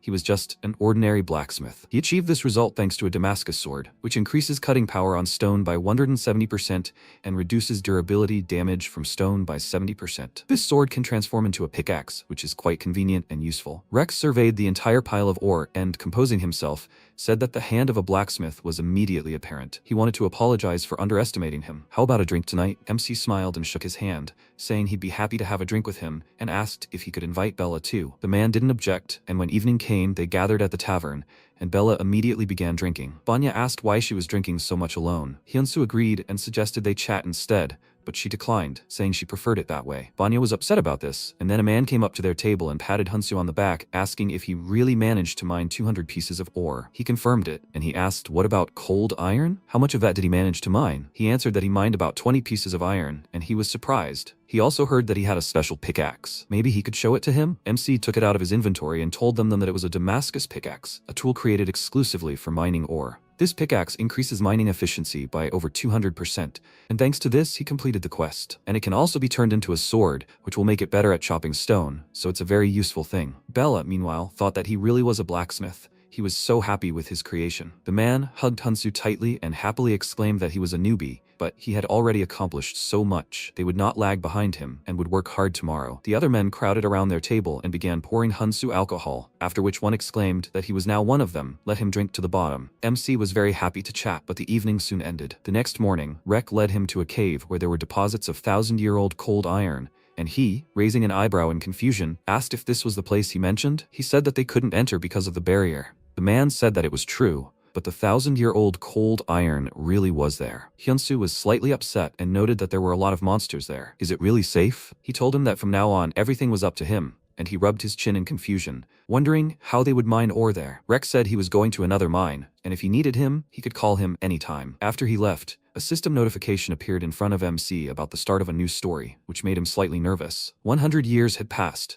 and the power of the mage who had set up the barrier had weakened. The monsters trapped here for 100 years were now enraged. The barrier would be broken in 3 minutes. Hunsu immediately rushed to the foreman and warned him that the barrier was about to collapse, and they needed to evacuate the miners before that happened. Rek, with a puzzled look, said that couldn't be true. After all, the barrier had stood for 100 years, and there had been no problems. Then a roar was heard, confirming MC's words. Everyone froze and looked up, and the mine began to collapse, and rocks hit several miners. The foreman, helping his comrade up, exclaimed that the mine was collapsing, and they should flee from here immediately. Hunsu waved his hand and told everyone to evacuate. The monsters would soon break out. The man who had been drinking with him yesterday told him to go first. They would first save those inside and then leave. His colleagues agreed with him and told them to go first. They couldn't abandon their comrades. Rek firmly said they were right. They couldn't leave. Most likely, special magic had triggered the collapse. They would save the people trapped inside. MC looked down and thought that according to the task, the barrier would soon fall and the monsters would break out. What should they do? The system gave him a mission to save the miners from death. 58 people are inside the mine and 38 are outside in danger. The reward is unknown, and failure of the task will result in the death of the miners. Currently, 96 people are alive.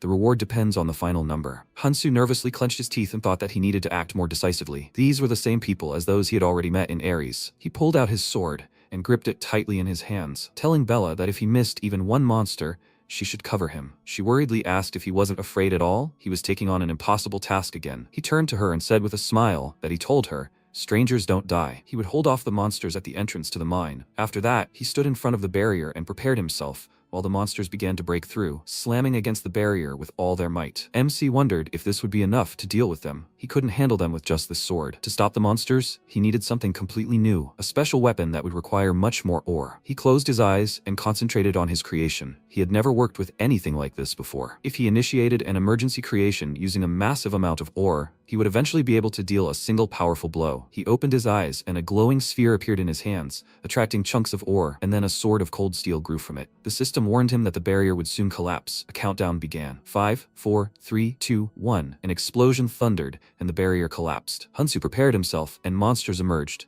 Among them a rock troll, an orc, and a wolf. He immediately rushed to attack, and the system notified him that the 30-second limit was ignored. It would be lifted after one strike. The rock troll rushed towards him, and he shouted that as long as he was here, no monster would break through. He raised his sword above his head, swung it with all his might, and decapitated the monster with the ice storm technique. Huge blocks of ice emerged from the ground, impaling the monsters on sharp spikes, and MC dealt with them all in one fell swoop. The cold iron blade shattered, and he looked at it thoughtfully. Then he looked up at the blocks of ice, and an idea occurred to him. If he used the right materials to create this sword, the effect would be completely different. Since the dungeon was still full of monsters, he looked around to check on the miners, and saw that they were working hard to save their comrades who were buried under rocks. The system reminded him that the reward depended on the number of surviving miners, and he needed to save them. He confidently clenched his fist and thought that these people were no longer just NPCs to him. He experienced the same thing when he went to save his father. These people were ready to do anything to protect their loved ones. He turned to another cave, from which monsters had already begun to emerge, and thought that he would definitely protect them. Seeing the humans, the monsters immediately sped up and charged. Then Hunsu ran towards them and ran into the cave to replace the monsters in the part of the dungeon where there are no people. They turned around and followed him. Then he drew his sword and turned sharply,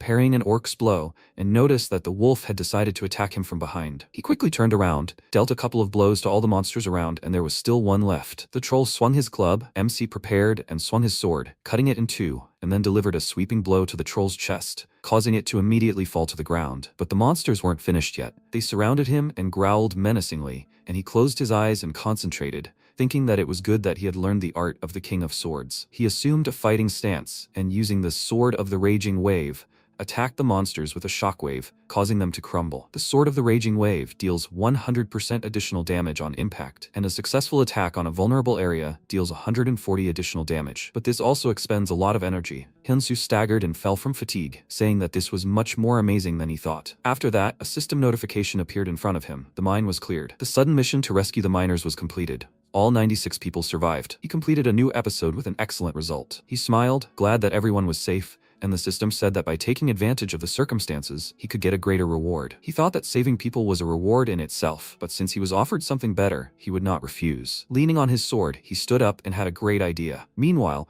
Rek pulled the last victim out of the mine and turned to his comrades, smiling, saying that they could rest easy now. Everyone was safe and sound. They began to hug, happy about it, and Bella passed by them, looking at each of them, and told Rek that it looked like Hunsu had taken the monsters into the dungeon. Hearing this, He immediately told the miners that the blacksmith had taken the monster deeper into the dungeon, all for the sake of protecting them. The joy on their faces gave way to concern. Now they understood why they hadn't seen the monsters. The foreman said that he, as the leader, was ashamed because they hadn't saved all of their comrades yet. All the miners who were still on their feet should immediately follow him into the dungeon. After that, they armed themselves with torches and went looking for him. They scattered through the cave, shouting his name, and finally found him sitting unconscious by a stone. Everyone immediately rushed to him, and Bella exclaimed that he was seriously injured. She pressed her ear to his chest and thought that despite the wounds, his pulse was steady. She was about to calm everyone down and say that he was okay, but MC grabbed her hand and whispered that she should just sit quietly. After that, he told them, looking exhausted, that he was okay. The battle was tough, but he was lucky. He was able to defeat all the monsters. Everyone is safe, right? Rex sat down next to him and took his hand, thanking him. He felt sorry that they had completely forgotten about him while they were rescuing the others,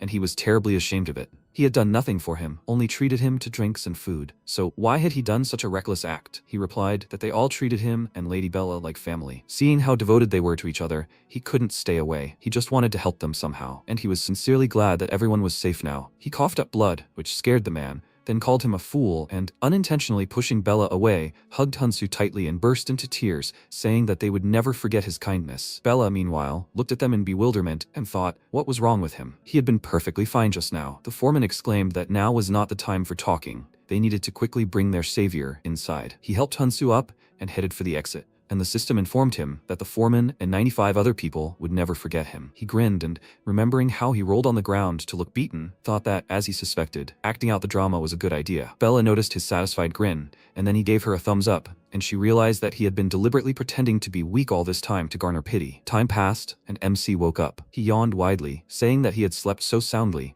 and suddenly Banya's loud exclamation was heard from the side. He immediately jumped up from his seat as soon as he saw that Hunsu had woken up. Hyunsu was scared and asked how long he had been there, but he ignored him and turned to the door, loudly shouting that Hyunsu was awake. Rek immediately burst into the room and asked how he was feeling. Was he feeling better already? MC told him that everything was fine. The others were fine too, weren't they? The men looked into the room and told him that they were fine, but he should take care of himself first. Rek sat down on a chair next to the bed and said that he had told him that he had things to do.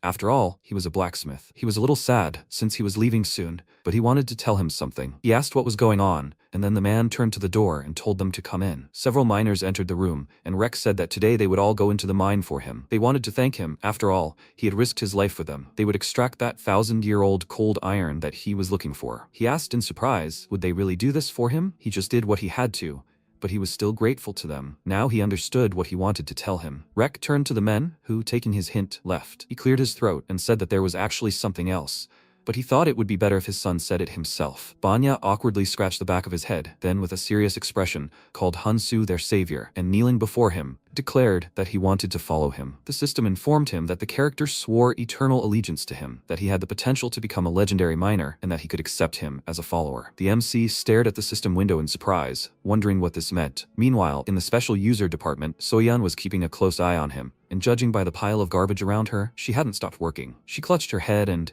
staring at the screen, wondered why this had happened at a time when the group leader was not there. This player was at it again. He wasn't even the guild leader and didn't own any territory, yet a legendary NPC wanted to become his follower. Realizing they were about to be reworked again, she despaired. Hunsu, meanwhile, excitedly asked the guy to stand up. He didn't deserve such honors, but he firmly declared that he did. He saw everything with his own eyes, how he wielded a pickaxe and how he rushed to save them. It was incredible and very touching, but most of all it inspired deep respect in him. He looked up at him and excitedly exclaimed that he promised to put his all into the cause. He would mine ore for him, so he was asking him to take him with him. MC looked at him slightly confused and thought that he could sense his sincerity. There was not a drop of pretense in his devotion. Noticing that he was lost in thought, Vanya worriedly asked, "Is he not suitable because he doesn't yet have worthy skills?" He excitedly waved his hands and said that wasn't true at all. He just wasn't ready to be someone's mentor yet. Could he take a moment to think about it? He extended his hand to help him up and asked for time to think things over and prepare. When he was ready, he would let him know. Vanya looked at him with delight, and he said that when that day came, he would join him. Immediately after, the guy hugged him tightly and began to thank him, and the system informed him that it had accepted Banya as a follower. Information about him was now available to him. Banya is an epic character of level 165. drive, and has good abilities corresponding to his profession, and his description indicated that he was destined to become the greatest miner in the world. He learned much faster and had extremely high potential for growth. Insu hugged him back and thought that he had found a strong ally. From now on, they would grow stronger together. Banya finally let him go and said he didn't want to rush him, but he wondered when they would see each other again. He told him it would be a long time at all, and he excitedly said that in the meantime, he would mine ore with the other miners. They decided to chat informally with each other, and Rek watched them with a smile the whole time. Soon, it was time to leave the ice mine, and everyone gathered at the portal to see him off and give him the ore. He received 415 iron ore and 51 cold iron. Rek rolled a cart up to him and said that he had kept him waiting. He pulled a cloth from the cart and proudly declared that it was 1,000-year-old cold iron. This is a unique ore that can only be processed by a level 300 blacksmith. It increases fire resistance by 91%, raises ice skills to a unique level, increases blade sharpness by 150%, and sword striking power by 58%, with infinite durability. This is iron that has been lying in the ground for 10,000 years. Even though it has the same name, it cannot be compared to ordinary cold iron. MC said that this was simply incredible, and Bella whispered in his ear that he must be proud of himself. He immediately shut her up and asked her not to say that. Otherwise, he would be misunderstood. She did not understand what he was talking about, and Rex said that he never thought that he would see 1,000-year-old cold iron in real life. It's all thanks to him. MC turned to the other miners and bowed to them, thanking him for everything, and they said that they were always happy to help him. He could stay a little longer. Before he left, Banya ran towards him in tears, and he waved his hand, saying that he was just about to give him something. He took out his pickaxe and thought that the longer Banya dug with this, the more minerals he would get. Banya was touched by his generosity, because it was the very pickaxe he treasured so much. He hugged the pickaxe and shouted that he would be loyal to him until the end of his days, and he thought he was so happy that he even felt a little embarrassed. After that, he waved goodbye to them all, and Bella, heading for the portal, thought she called him a swindler, but he still risked his life to save them and ultimately earned their trust. She walked through the portal and said it was pretty cool, and he followed her, asking, "Did she just say, cool? Was that what she said about him?" But then she chose to ignore him. A few days later, the Salamander Dungeon. Haksu sat on a stone with a doomed look. He had already lost count trying. Even a 5th-rank blacksmith couldn't forge the shield he needed. It looked like he wouldn't be able to clear this dungeon. At that moment,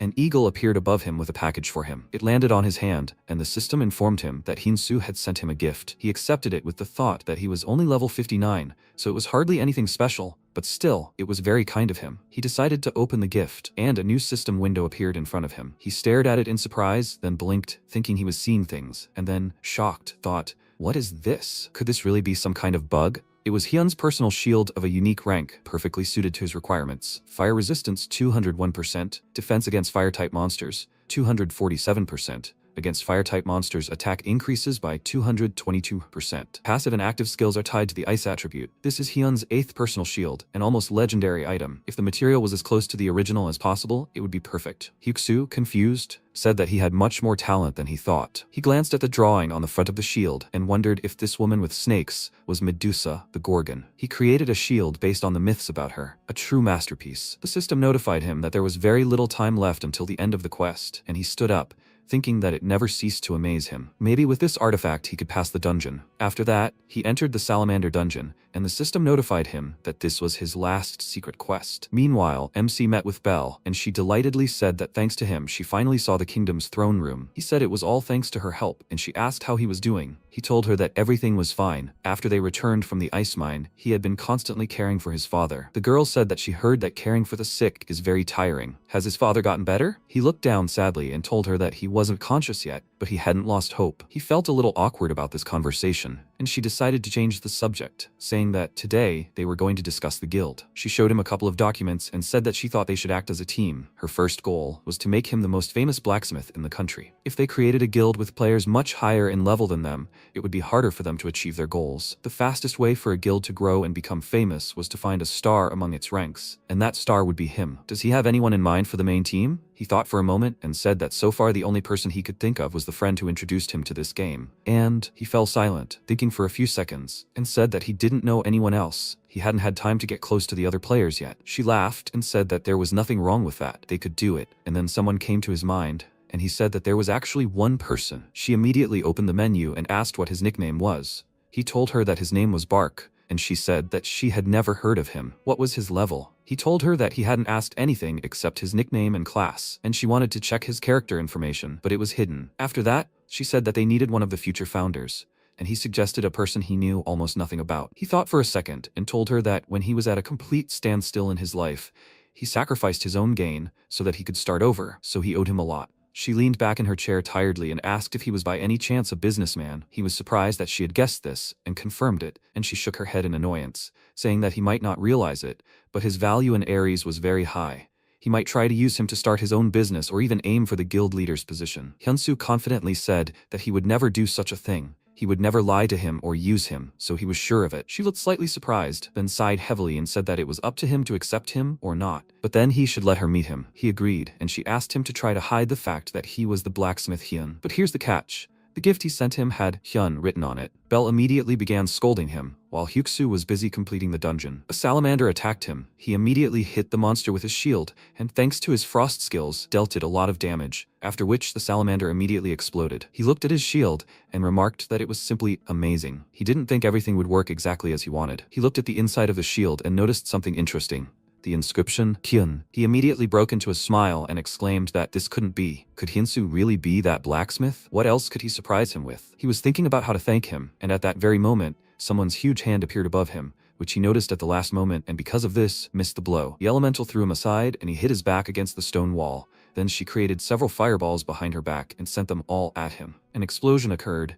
Rocks and pieces of ice flew in all directions, and a large depression remained where Hyuksoo had been. To the elemental's surprise, he withstood this attack and even remained unharmed, and she asked how he blocked her attack. Let him tell her the name of the one who created this shield. She directed fireballs at him again. He quickly ran away, and dodging her attacks, approached her from behind, and she said that if he didn't tell, she would pursue both him and his real body, behind which he was hiding. Hyuksoo became nervous and thought that if the real character came for him, he would have to quit the game, but he would never give up Hyunsoo to survive. He pounced on the elemental in a jump, and she, throwing a fireball at him, asked, "So, he's not afraid of death?" He blocked the attack with his shield and exclaimed with a smirk that she was nothing. When she extended her hand toward him, the system warned him that the Flame Queen's clone was using a deadly hand, making him nervous. The explosion hit him, and he cried out in pain, and she exclaimed, "He's risking his life for some artifact?" The system notified him that he had 33 health points remaining, and he, remembering Hyunsoo, gathered his strength and shouted that this wasn't just an artifact, it was a gift from his comrade. The system informed him that the shield was obeying his will, after which a frosty air spread throughout the cave, making her nervous,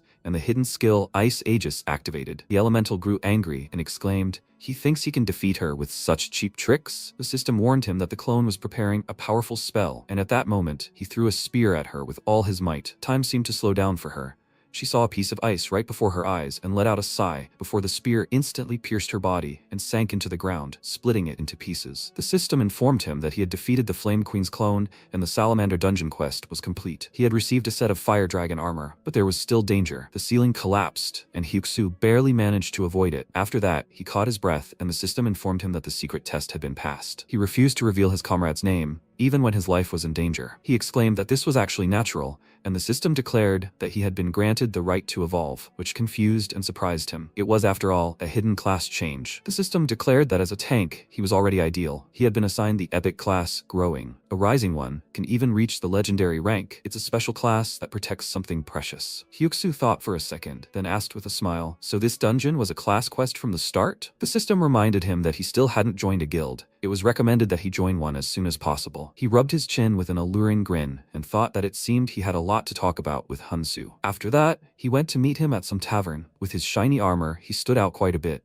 and everyone's attention was focused on him. MC rose from his chair, waving at him, and people started whispering about him, saying that he seemed to be a ranker, and Belle thought this guy looked absolutely stunning. They said he's not an easy guy, so she better be on her guard. Hyuksoo walked up to Hyunsoo, and with a wide smile on his face, placed his hand on his shoulder and thanked him. Thanks to him, he was able to complete the quest, and he had no idea who he really was. Belle immediately waved his hands excitedly, so as not to say anything unnecessary, and he, looking around, said that he hadn't noticed there were too many spectators. He took out a bag of coins and said that he would pay for everything, so they would move to a place where they could talk privately. After that, they went to the private guest quarters of the palace and decided to discuss everything over dinner. Hyuksoo cleared his throat and returned to the topic. He saw the inscription inscription, Hyun, engraved on the shield and immediately understood everything. Blacksmith Hyun was actually Hyunsu. Bell mentally noted that he got straight to the point, and MC confirmed it. He didn't want to hide anything from him, so he left his mark on the artifact. Hyuksu beckoned to him with his hand, and he, leaning on the table, reached for him. The man, with a wide smile on his face, patted him on the shoulder and thanked him, saying that he'd realized it when he tried to buy back the forge. He really was special. He was a little embarrassed to say it,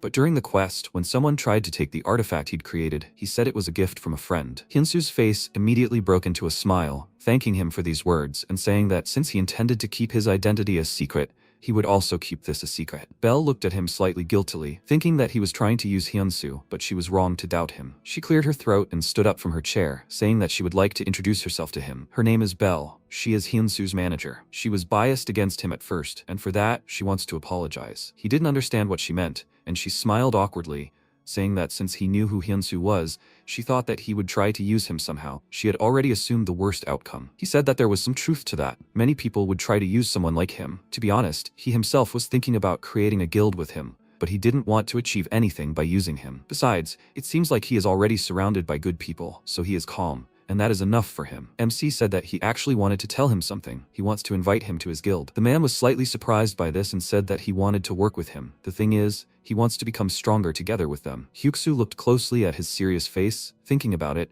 and Belle froze, waiting for his decision. After a few seconds, he smirked and remarked that it sounded good. From now on, he will protect him. He extended his hand and said that he would like to introduce himself properly. His nickname is Bark. He is level 371, and his class is a growing tank. As far as he knows, he may soon reach the legendary class. Belle was very surprised by this news. Hyuksu thought, he also has a legendary class, right? Now MC also wanted to introduce himself properly. His real name is Hyunsu, and he is level 80. His class is the god of blacksmiths. He was very surprised, and when they shook hands, MC said that he didn't even have a name for the guild yet, but he was looking forward to them working together. He smiled and said that the feeling was mutual, then called him the future leader. Belle was happy, watching them, and Hyuksu suggested that they start eating while they chatted. He also wants to pay him for that gift. He clicked something in the system window, and Hyunsu said that he gave the shield as a gift, so he didn't need to do anything, but it was too late. He transferred 400 million won to his account. He was very surprised and immediately started waving his hands excitedly, saying that it was just a gift, and he laughed, saying that he couldn't accept it so easily. Has he already thought about how he will develop his guild? Belle said that her first goal is to make the blacksmith more famous. After that, she wants to take orders for creating items. He became interested and asked, so she wants to make the guild's name famous first? And what's her plan? She told him they'll put the hottest guy on air, and it'll be Hyunsu. He stared at her in surprise, not understanding if he'd misheard the words about a hot guy, and then nervously asked what she said about going on air. Is that a joke? They both stared at him with enticing glances, and he smiled wryly, thinking it was simply amazing. Since the game became popular, major television channels have partnered with it. Online networks, private streamers, they've all released content about the game. Among them, one channel used to have the highest ratings broadcasting the game. After a while, the staff was already busily preparing for the broadcast. The host climbed into the game capsule, and the producer, so nervous that he started biting his nails, asked, "They all know that their ratings have been dropping lately, right?" His colleague confirmed this, saying that's why they've already built up interest. Blacksmith Hyun declined to appear, but the martial arts tournament winner said he'd come in his place. They both prayed, as this could be their last chance. A message appeared on the screen announcing preparations for the broadcast, and 6,000 viewers had already gathered. One of them wrote that the legendary Truth Room would soon begin, and another viewer noted that this was true, but they only bring boring guests. In the Truth Room, they force you to tell only the truth. The broadcast finally began. The host appeared and greeted all the viewers, saying that they hadn't seen each other in a while. Their guest today is the martial arts tournament winner. Everyone is interested in his real face, right? Someone in the viewers said that they said the blacksmith will also appear, but he won't show his face. Another anonymous viewer said that rumor has it that he is a short, bald old man with a beer belly. They started arguing that today's viewership would drop to 5,000, and the host said that as expected, they would move straight to the main event. He pointed to a chair next to him and said, "Here he is, the winner of the martial arts tournament, Hyunsu." As soon as he appeared, all the viewers were very impressed by his appearance, and while he was chatting with the host, he noticed that the entire chat was littered with question marks. Is something really wrong? One of the anonymous users wrote that he was simply handsome. Why is he so cute? He awkwardly laughed in response, and a viewer named Roan donated 500 million won and asked, when will the blacksmith heme come out? The rest of the viewers in the chat were amazed, because he is the #1 guild leader, one of the strongest blacksmiths. A few days ago, in the guild's meeting room, Sylvia, a member of the Black Anvil Guild, asked why they were holding an emergency meeting when the blacksmith was busy. Dax asked if she had even read the community. This is a hot topic right now. especially after he became famous for creating a sword for the Sword King Barad. Bon asked, but they don't have to hold him back, right? Dak said it never hurt to be cautious. They need to recruit him before he becomes even more famous. He turned to the leader and asked, right? Roan said he listened to their opinions, and as for the blacksmith Hun, he would check everything personally and then decide. That's why he went to watch the stream and even sent a donation. The host was very happy with such a generous donation and clapped his hands, saying that they had an incredible guest watching today. The leader of the best blacksmith guild in Korea is watching their stream. You can't see something like that even for money. He asked the viewers to support them. And then the blacksmith Hun sent a donation of 100,000 won, saying that he would do an interview today. Seeing this, the host became very excited and said that they were very happy to see him. And the MC thought that, as expected, he set everything up so that people thought that they were two different people. The host decided to return to the topic and turned to Hunsu, asking him to introduce himself. How old is he? He answered that he is 23 years old, and he asked what he does for a living. To which he replied that for now, he puts everything into the game. The host asked if he has a girlfriend, and he laughed, saying that it would be nice. Then the girls immediately started donating to them, saying that they don't have a boyfriend either, and they want to know more about him. The host was very happy and grinned seductively, saying that since everything turned out this way, they will ask the blacksmith a few questions. What does Hin do for a living? The MC remembered Bell telling him to pretend to talk to Hinsu through an earpiece, and he touched his ear and told him he was a blacksmith. The host asked about his age, and he told him that Hunsu said it was a secret. Then he asked about his height and weight, and he smiled nervously, saying that this was also a secret, apparently. The viewer's suspicions that he was some old bald man only increased, and the host whispered to him, "Does he want to ruin the whole show?" Hunsu wondered if he insisted on hiding everything so persistently, would his image be completely ruined? If he continued to dodge questions, nothing good would happen. He firmly stated that he wanted to introduce himself through his works, and the man stared at him in surprise. He immediately touched his ear and smiled nervously, saying that Hunsu had just said that. The host remarked that it sounded good, and coincidentally, they'd prepared the perfect content to showcase his work. He brought up a picture on the stream and told everyone to look at it. It was the perfect collaboration between martial arts tournament winner Hunsu and Blacksmith Hun. They were calling it a timed dungeon mission. Blacksmith Hun must create artifacts in 10 days, and Hunsu must clear the dungeon using these artifacts. The viewers were surprised. It was incredibly difficult. Even top blacksmiths would have a hard time standing out in such conditions. The host smiled nervously and silently asked everyone to shut up. How could anyone be distracted from such cool content? This would definitely revive their channel. After that, they received a donation from Blacksmith Roan. He said that if he made a rare item in 10 days, he would give 1 million. For an epic, 3 million. And for a unique, 10 million. Could he really set such a mission? The host became very excited, and Roan said that if he couldn't do it,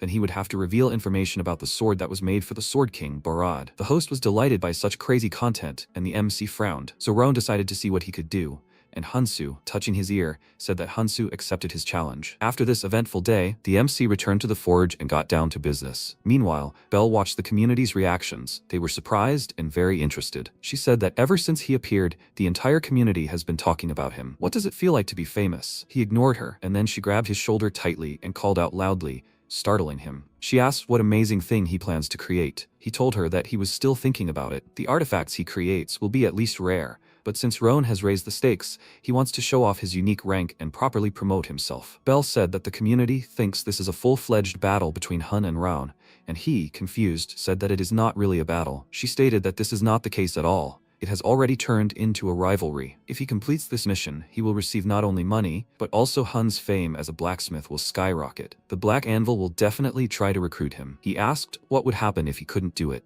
She told him that then the value of Hyunsu's blacksmiths would fall and the feature would disappear. He stood up and said that he had to succeed no matter the cost, after which he thanked her with a smile. She had greatly encouraged him. She said that he could rely on her, and then he rudely pushed her outside, saying that from now on he would focus on creating artifacts, so let her go. They would see each other next time. Realizing that she had just been kicked out, she was taken aback. 10 days later, inside the dungeon, the broadcast began, and due to the noise in the community, a whopping 81,000 viewers gathered, shocking the producer. He grabbed the scriptwriter by the shoulder and excitedly exclaimed that these were their highest numbers, and he clasped his hands together and began to pray that everyone would like this content. When Hyunsu appeared in the dungeon, the host announced that the broadcast was starting. The first stage is pretty simple. There are about 40 monsters below, and his mission is to break a red rock on a hill 400 meters away on the opposite side, breaking through them. For reference, the person who took first place is currently 7th in the overall national rankings, with a record of 1 minute 23 seconds, which has never been broken. If he sets a new record, he will receive 10 million won. The host was very happy,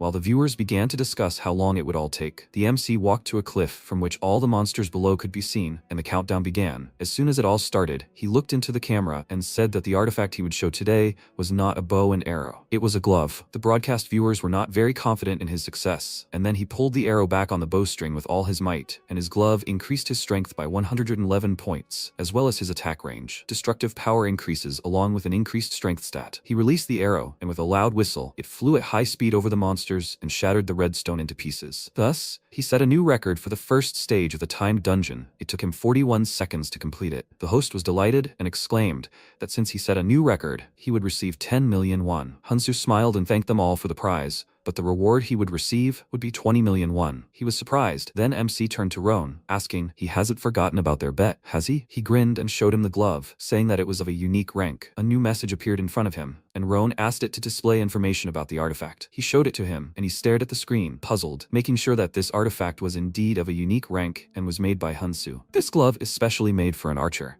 It significantly increases strength, as well as range, piercing power, and destructive power. Hansu asked, was he convinced now? Roan thought for a second, then sent him a donation of 10 million won, and he immediately thanked him for it. The viewers noticed his eyes lit up, and the MC said the blacksmith had made an interesting offer. He said he would sell the artifact at auction right now. Roan walked away, asking his guild members not to change the broadcast and to tell him if there was anything important. At this point, he solemnly waved his hand and announced the start of the auction. The starting price was 10,000 gold, but no one rushed to buy it, which took him by surprise. He smiled awkwardly and wondered why everyone was silent. Was the price too high? But Bell had told him to set that price. He nervously glanced at the chat, wondering if this was the right price, and then all the viewers began to quickly raise their bids. Hyunsu was so excited that he started thanking them all, although they should be thanking them, and thought he had a big catch. He bowed and asked them to send their bids to the Hyunforge private messages. The host returned and thanked everyone for waiting. The second stage is finally starting. The auction continues, so don't leave. What stage is next? This time, MC's opponent was a level 121 Cyclops, and he prepared a heavy sword for it. Everyone was wondering if he could defeat the Cyclops, and at that moment, the monster raised its club over its head. Hansu concentrated, quickly jumped to the side, and then pounced on the Cyclops. But while he was in the air, he decided to punch him. Fortunately, he managed to block the blow. The spectators thought he was killed by this blow, but they jumped to conclusions. MC, with renewed vigor, rushed into the attack. He swung his sword, and the Cyclops swung his club. Their weapons clashed, but Hansu's sword proved stronger, cutting off the monster's arm before landing several blows and landing nearby. The audience was surprised that he killed the Cyclops with one blow. Was it the champion or the weapon that was so cool? Everyone was curious about the rank of the artifact. They thought the sword was at least rare, and the MC, seeing the chat, laughed awkwardly and said that the second item was a bit disappointing. They immediately inundated him with messages asking to see the sword's stats, and some viewers laughed at that. This weapon turned out to be quite common. The description said that this custom sword received a random penalty. The audience was surprised. The difference from the first artifact was simply huge. So, Hyun just got lucky the first time. The first item was unique, and the second one is common. Even an ordinary blacksmith could do that. Hyun-soo smiled awkwardly and asked, that's a bit disappointing, right? He thought that he didn't even know that emergency crafting through the panel reduces the rank by 2 levels. There was no notification about it, but it's so unfair. Roan, watching the stream, decided that Blacksmith Hun's success was just luck. And then he received a call. A member of his guild said that the second artifact was so-so, but he still thought they should hire him. The leader remained silent, and he asked how much they should offer him as a bonus. He glanced at the stream and answered that they should offer him 2 billion, after which he ended the call and thought that maybe it was too much. But it was better to hire an experienced blacksmith and not bother. He decided to examine the sword stats more closely and noticed something interesting. Meanwhile, the host exclaimed that it was simply amazing. He had flawlessly cleared the second stage, but the last stage will not be easy. But why? The thing is, there will be a bunch of bosses there. Hansu needs to reach the hill with the flag. Of course, the monsters won't just stand there and watch. He needs to reach the flag without getting kicked out. Honestly, after his words, they might ask, is this the final stage? The viewers agreed with him, saying they were already thinking about leaving the broadcast. And he said that the monster in this stage would be a level 138 werewolf. A werewolf's hide is so thick that even players of the same level can't penetrate it. Therefore, the chance of success in this stage is less than 20%. Even the fastest record holder barely made it through this stage. He told Hansu to start and wished him luck, and Hansu said that there was nothing he could do with the weapon. There was no point in regretting it. He needed to focus on the final stage. The viewers told him to get started quickly, but when they saw that he wasn't moving at all, they asked if there was no time left. He declared that he wasn't going to run from the monsters, and they laughed at his boldness. Then he pulled out a bow and said that with this weapon, he would kill them all. The audience advised him to run while he could, but he wasn't going to do that. He turned to the huge crowd of monsters, took aim, and then fired, hitting one of them in the head. The werewolf screamed and grabbed his head, his whole body began to tremble, and the ground beneath his feet cracked, pressing him sharply against it. There was a roar. Chunks of earth flew apart, and the MC happily said that this time, everything was definitely right. The audience didn't understand what they had just seen, and, delighted, asked him to quickly show them the characteristics of this weapon. Hansu said he now wants to introduce them to a third item, inspired by a bow from Jeju Island myths. They say a great king used this bow to shoot down the sun and moon, and this item is called the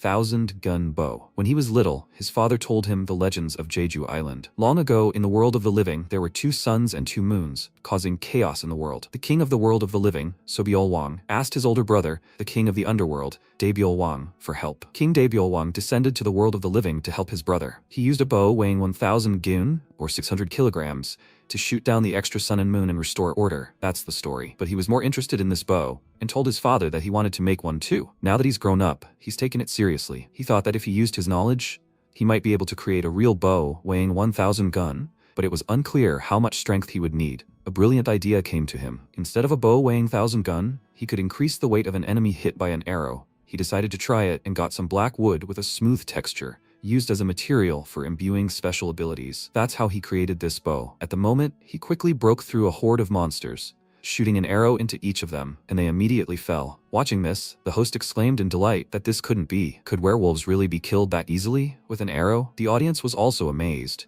and the MC looked around, saying that he dealt with the werewolves, but something was wrong. The atmosphere changed as soon as he entered the forest. A new group of werewolves leaped out from the shadows of the trees. He was about to kill them all with one shot this time, but he didn't notice another monster lurking behind him. The wolf opened its mouth wide, and a deafening howl echoed through them, raising a wind in the forest. Hyunsu turned to check and froze in horror, unable to understand why he was feeling this fear. The system informed him that he was hearing the roar of a powerful predator, activating his survival instinct. The effect? Fear. A wolf emerged from the forest, its steps heavy, and the chains around its neck clanking loudly. The system informed him of the beginning of a new story, the descent of a fragment of Fenrir, the king of level 178 werewolves. Those who catch it will receive a reward. Even the host himself didn't know such a monster existed in this dungeon, and clutched his head. The audience worriedly commented that Fenrir was one of the legendary monsters, and fear slowed movement. At this time, the MC couldn't move, and the werewolves immediately took advantage of this and pounced on him, landing a couple of blows before retreating. Despite the blows, Hansu managed to stay on his feet, and then a new group of monsters ran towards him. He tried to use his bow,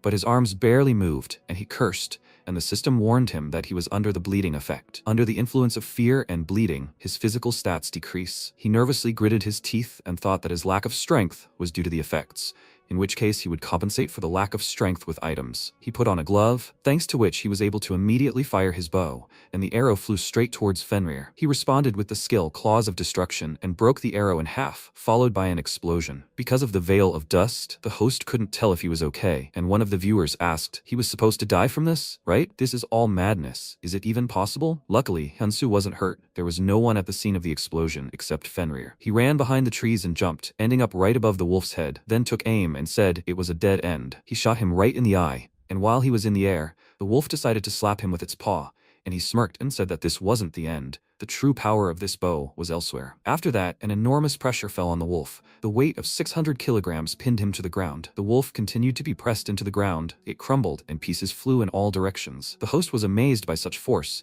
and MC meanwhile climbed onto the monster's body and sat on it with a victorious look. The host grabbed his head in shock and exclaimed, "What just happened? And what is this broken bow?" Immediately after this, the chat was flooded with offers to buy this bow. Among them, even the famous #1 archer, Yan. These messages also appeared in front of the MC. He told them that Hyun just sent him a message. He said that he would never sell this bow. Some viewers were upset and gave up, but others did not give up and began to beg him to sell this bow. Hyunsu jumped off the monster's body and approached the flag, saying that he firmly said several times that he would not sell this bow. Instead, only for archers, he would accept one crafting order. He raised the flag and addressed the archers, saying that just like at the auction, let them send a message to Hun's forge, after which he exited the dungeon and thanked them for watching. He moved to his rented forge and, seeing a bunch of messages, thought that the effect of the broadcast was really amazing. Today's results are good. He received legendary rank materials and a lot of experience. Now he was level 100 and could create his own guild. He remembered Hyuksu and Bell and thought that now he could finally be with his people, and most importantly, he could take Banya with him. The system asked him to name the guild, and he thought about it. With the meaning of wishing for a bright future, he chose the name Gwangmyeong. The system informed him that he had become the guild leader and received the title of Lord's Grace. Immediately after, he invited Hyuksu and Belle to join the guild,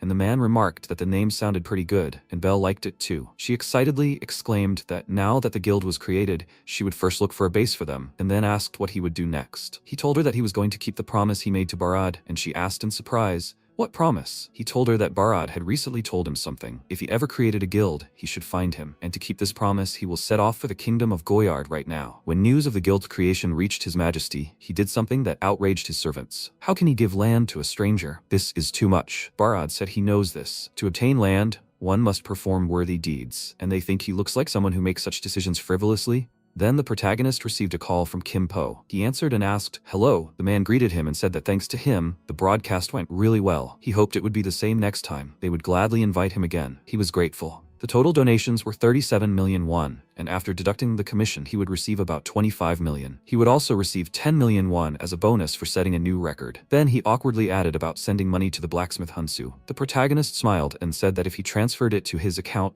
he would split the amount in half and give it to him. He replied that he understood. Then they would see each other again. He said yes, see you later. Then he looked at the phone screen and said, "Wow, the donations alone are already 25 million won. In that case, in just 10 days, including the sale of the glove, he received about 100 million won." Then Belle wrote, "Hunsu, can he log in now?" He replied, "Yes, he'll log in now." After a while, he found himself in the village square. Belle ran up to him, shouting, "Hunsu." She clenched her fists and, smiling, shouted, "He's incredibly popular right now. This is no joke." Not only is Black Anvil inviting him to join their ranks, but Hunsu's forge has surpassed 410,000 subscribers, and it's ranked 49th among Korean forges. Hyunsu, is he even listening to her? He smiled awkwardly and, scratching the back of his head, said, "It's all thanks to how well she manages everything, Belle." Then she smiled awkwardly and, closing her eyes, apologized and said that she got a little carried away. By the way, he said he was heading to the Goyard Kingdom. Did he have everything prepared? He replied, yes, he had prepared thoroughly. He repaired some damaged equipment he recently received as a quest reward using his own method. He plans to show it to Barad and build trust. She remarked that it was an excellent idea. She clenched her fist and added,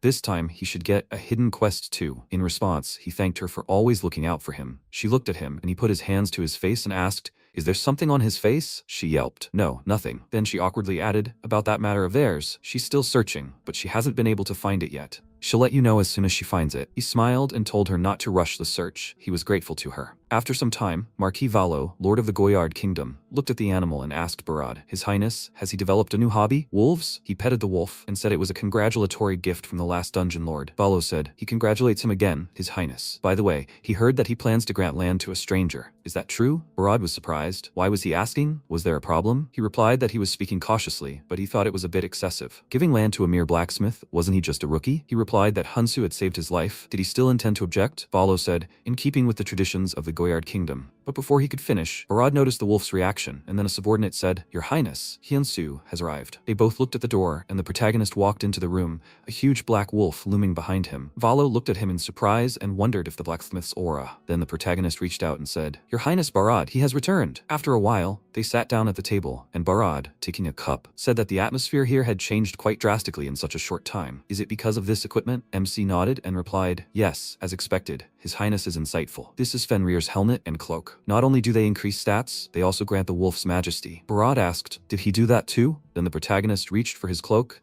and said that it wasn't so. He only repaired the equipment he received as a reward. Then he looked at the animal and said, "Judging by the wolf's reaction, it seems the effect worked as intended. By the way, His Highness, may he know why he called him?" Barad then looked out the window and said, "In the west of the kingdom, there's a small territory called Wallace. Wallace is a village of blacksmiths. Just a few years ago, it was thriving, but now one could say it has completely fallen apart. The situation is bad enough to affect neighboring territories, so there's a lot of talk among the nobles. They've sent many talented people to restore Wallace, but every time it's been a waste of effort, and for some reason, no one can understand why. They always end up fleeing the village as if escaping from something." And then he met him, and when he saw the sword he made, he was sure. The one who can solve the Wallace problem is him. At that moment, a system window appeared, stating that he must restore the western territory of Wallace. Rank S, restricted only to those who have received Barad's offer. Reward, 10,000 gold for every 10% increase in territorial development. Penalty for failure, decreased trust level with Barad. Description: the problematic territory of Wallace in the Kingdom of Goyard has been declining at a certain point. He must find the cause and restore it to its former glory. Then the protagonist looked at the scroll in his hand and thought, restore the city, something he's never done before. Then he said, "Your Majesty, he knows. He has no experience rebuilding cities, but if this is a blacksmith's town,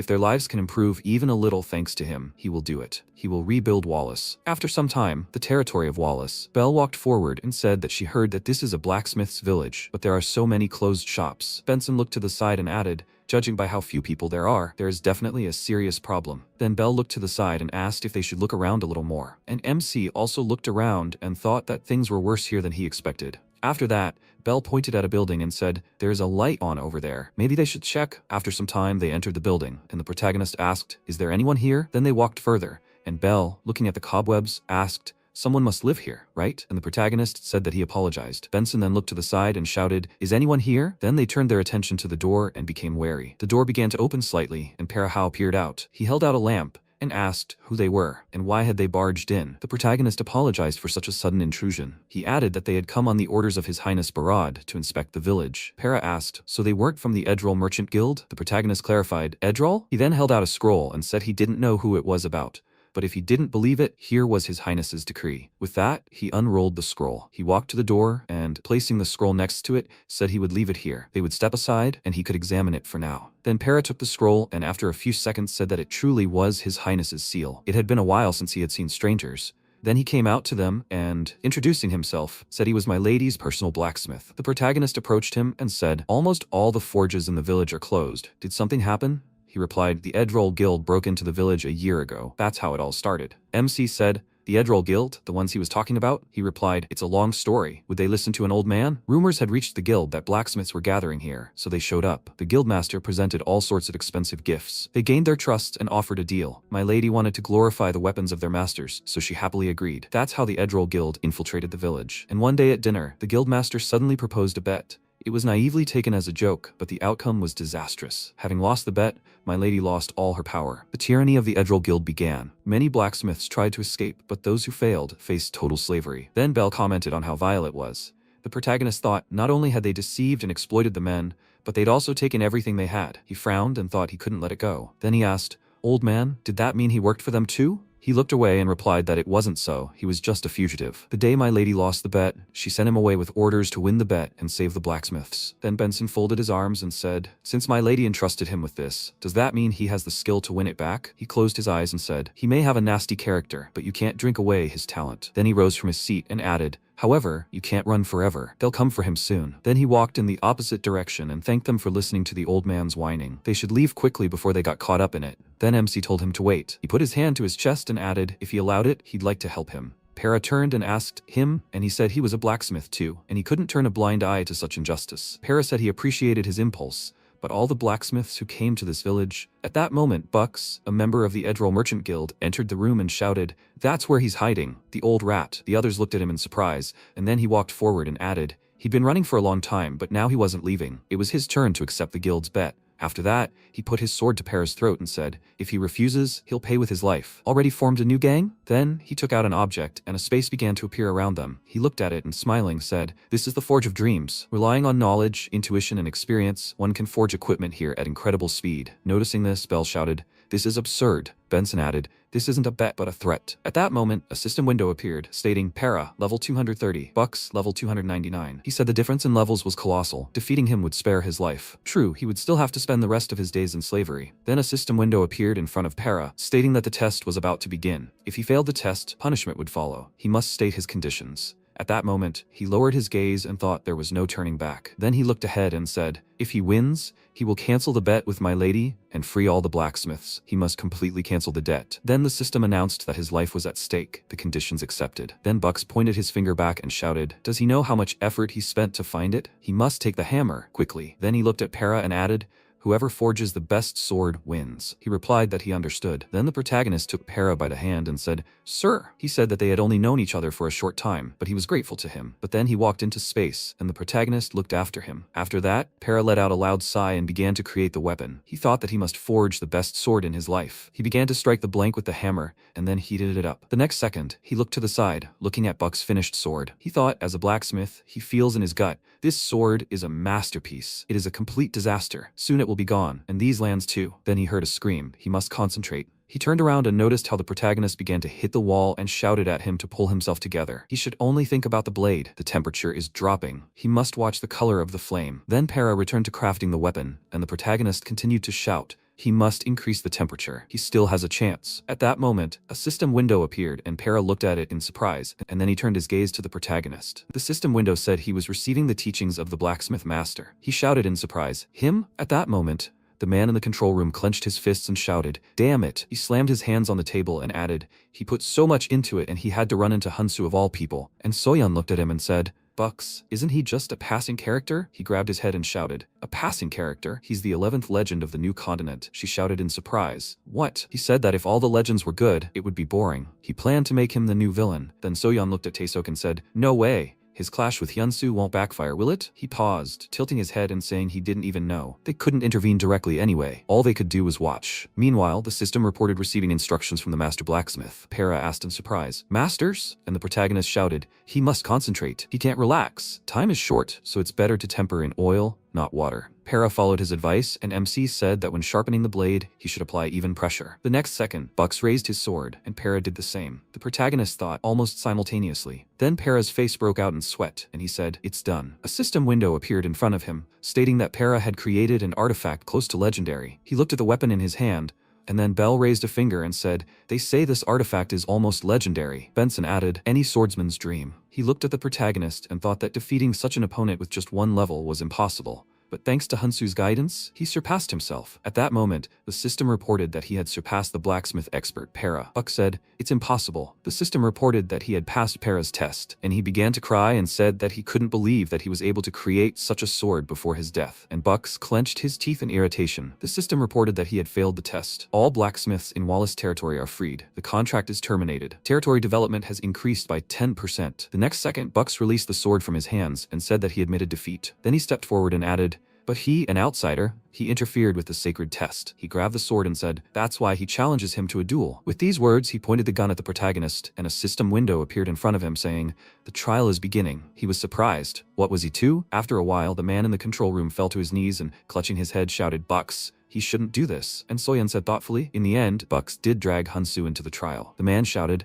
"Manager Kim." He grabbed Taeseok by the leg and asked what he thought would happen if Hansu fought Bucks. Did he have a chance? He answered, "Out of the question." "Hansu is the god of blacksmithing." The man asked, "Then is there a chance that Hansu will just let Bucks go in peace?" He replied, "Judging by what Hansu had done before, the chances are 0, and Soyeon said that they would just wait and see. Then Taeseok looked at the monitor screen and said, "So who's testing whom here? Hansu isn't the kind of person to be judged by level numbers alone." Meanwhile, MC looked at the sword in Bucks' hands and thought, "It's an artifact, so the problem was with the sword." Then Bucks pointed the weapon at him and said that if he fails the test, he'll cut off his arm. And the protagonist thought, he forced people to obey. Idiots like him shouldn't even exist. Then he said, his conditions are his sword. In response, Bucks smiled and said, "Okay, this will be a forging speed test." He let go of the sword and, pointing his finger at it, said, "It tests a blacksmith's normal speed, knowledge, and experience.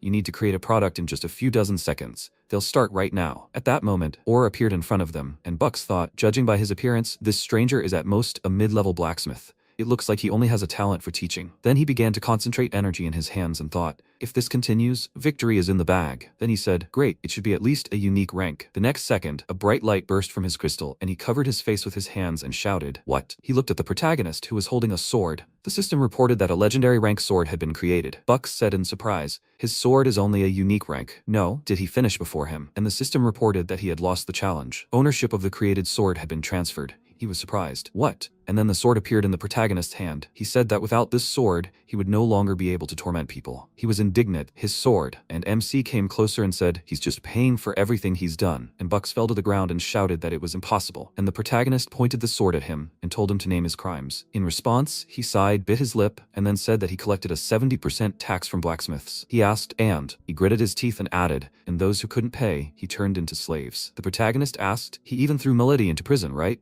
He replied that it was necessary for the guild's profits. At that moment, Para shouted, "Imprisoning the lord and exploiting the blacksmiths was unfair." And then the protagonist asked, "So where did he hide everything he squeezed out of them?" Bucks knelt down and said, "In the basement of the guild building." He asked, "Is that all?" He looked away and replied, "Right, that's enough. He has told everything, so he begs for mercy." The next second, he grabbed the sword and then pointed it at the protagonist and shouted, "Does he think he's gonna die so easily?" And then the protagonist said, Broadsword Art, Chapter 2. He grabbed the sword, then threw it up, making it spin. He said, "Blade of the Furious Tide." At that moment, Bucks looked at him in bewilderment, and the sword fell from his hands, and the protagonist punched him in the face, and the next second caught the spinning sword, after which he swung it in front of himself, cutting off Bucks's arm. He said that compared to what he had done, this was nothing, but it was not his place to judge him. He moved on and, approaching Para, said, "Sir, he apologizes for frightening him. This man will not harm anyone again. He leaves the punishment to his discretion." Para was surprised. Did he mean to say that he should pass the sentence? Then he looked at Bucks and said, "Perhaps he would not mind if the right of punishment went to my lady?"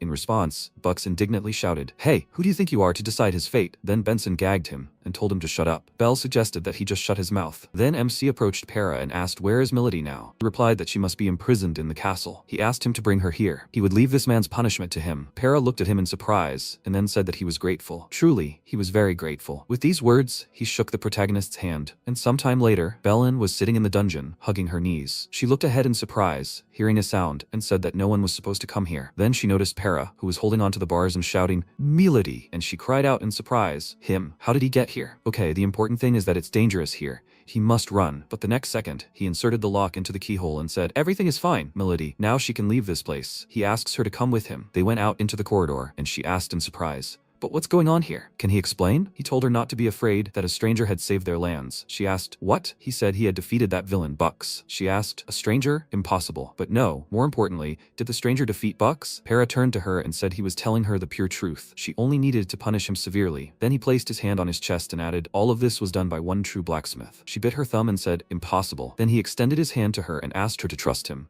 that she would see with her own eyes and understand. Then she closed her eyes, and after that, they walked to the exit. After a while, Para opened the door for her and asked her to come in, "My lady." She walked inside and cried out in surprise. She noticed Bucks sitting on his knees with his severed hand. And then the protagonist asked, "She's my lady?" She removed her hood and confirmed it. Then she said she was Bellin, Lord of the Wallace lands. He had indeed defeated him. The protagonist noticed that it was all true. Initially, they planned to leave the punishment to Lord Para, but he said to leave it to her, my lady. She stepped forward and said, "In that case." She wrapped up her sleeve and said, since they needed to talk, could he please take the bandage off his mouth? And then Bucks's bandage was taken off and he screamed, "What the hell?" She said Bucks, she trusted him, and did business with him. She could even tolerate deception, and he smirked. The one who was deceived is a fool himself. But she added, but touching people on her land is unforgivable. As lord of this territory, she gives the order, Para. He approached her and said, "Yes, my lady." She ordered the confiscation of all the property this man had illegally appropriated, and the release of all the oppressed blacksmiths. In response, Para bowed and said that he understood her, my lady. And when Benson grabbed Bucks, he screamed, "What nonsense! This is his property. They are his slaves." And Benson shouted, "Attention." Then Bellin appeared to him again and said,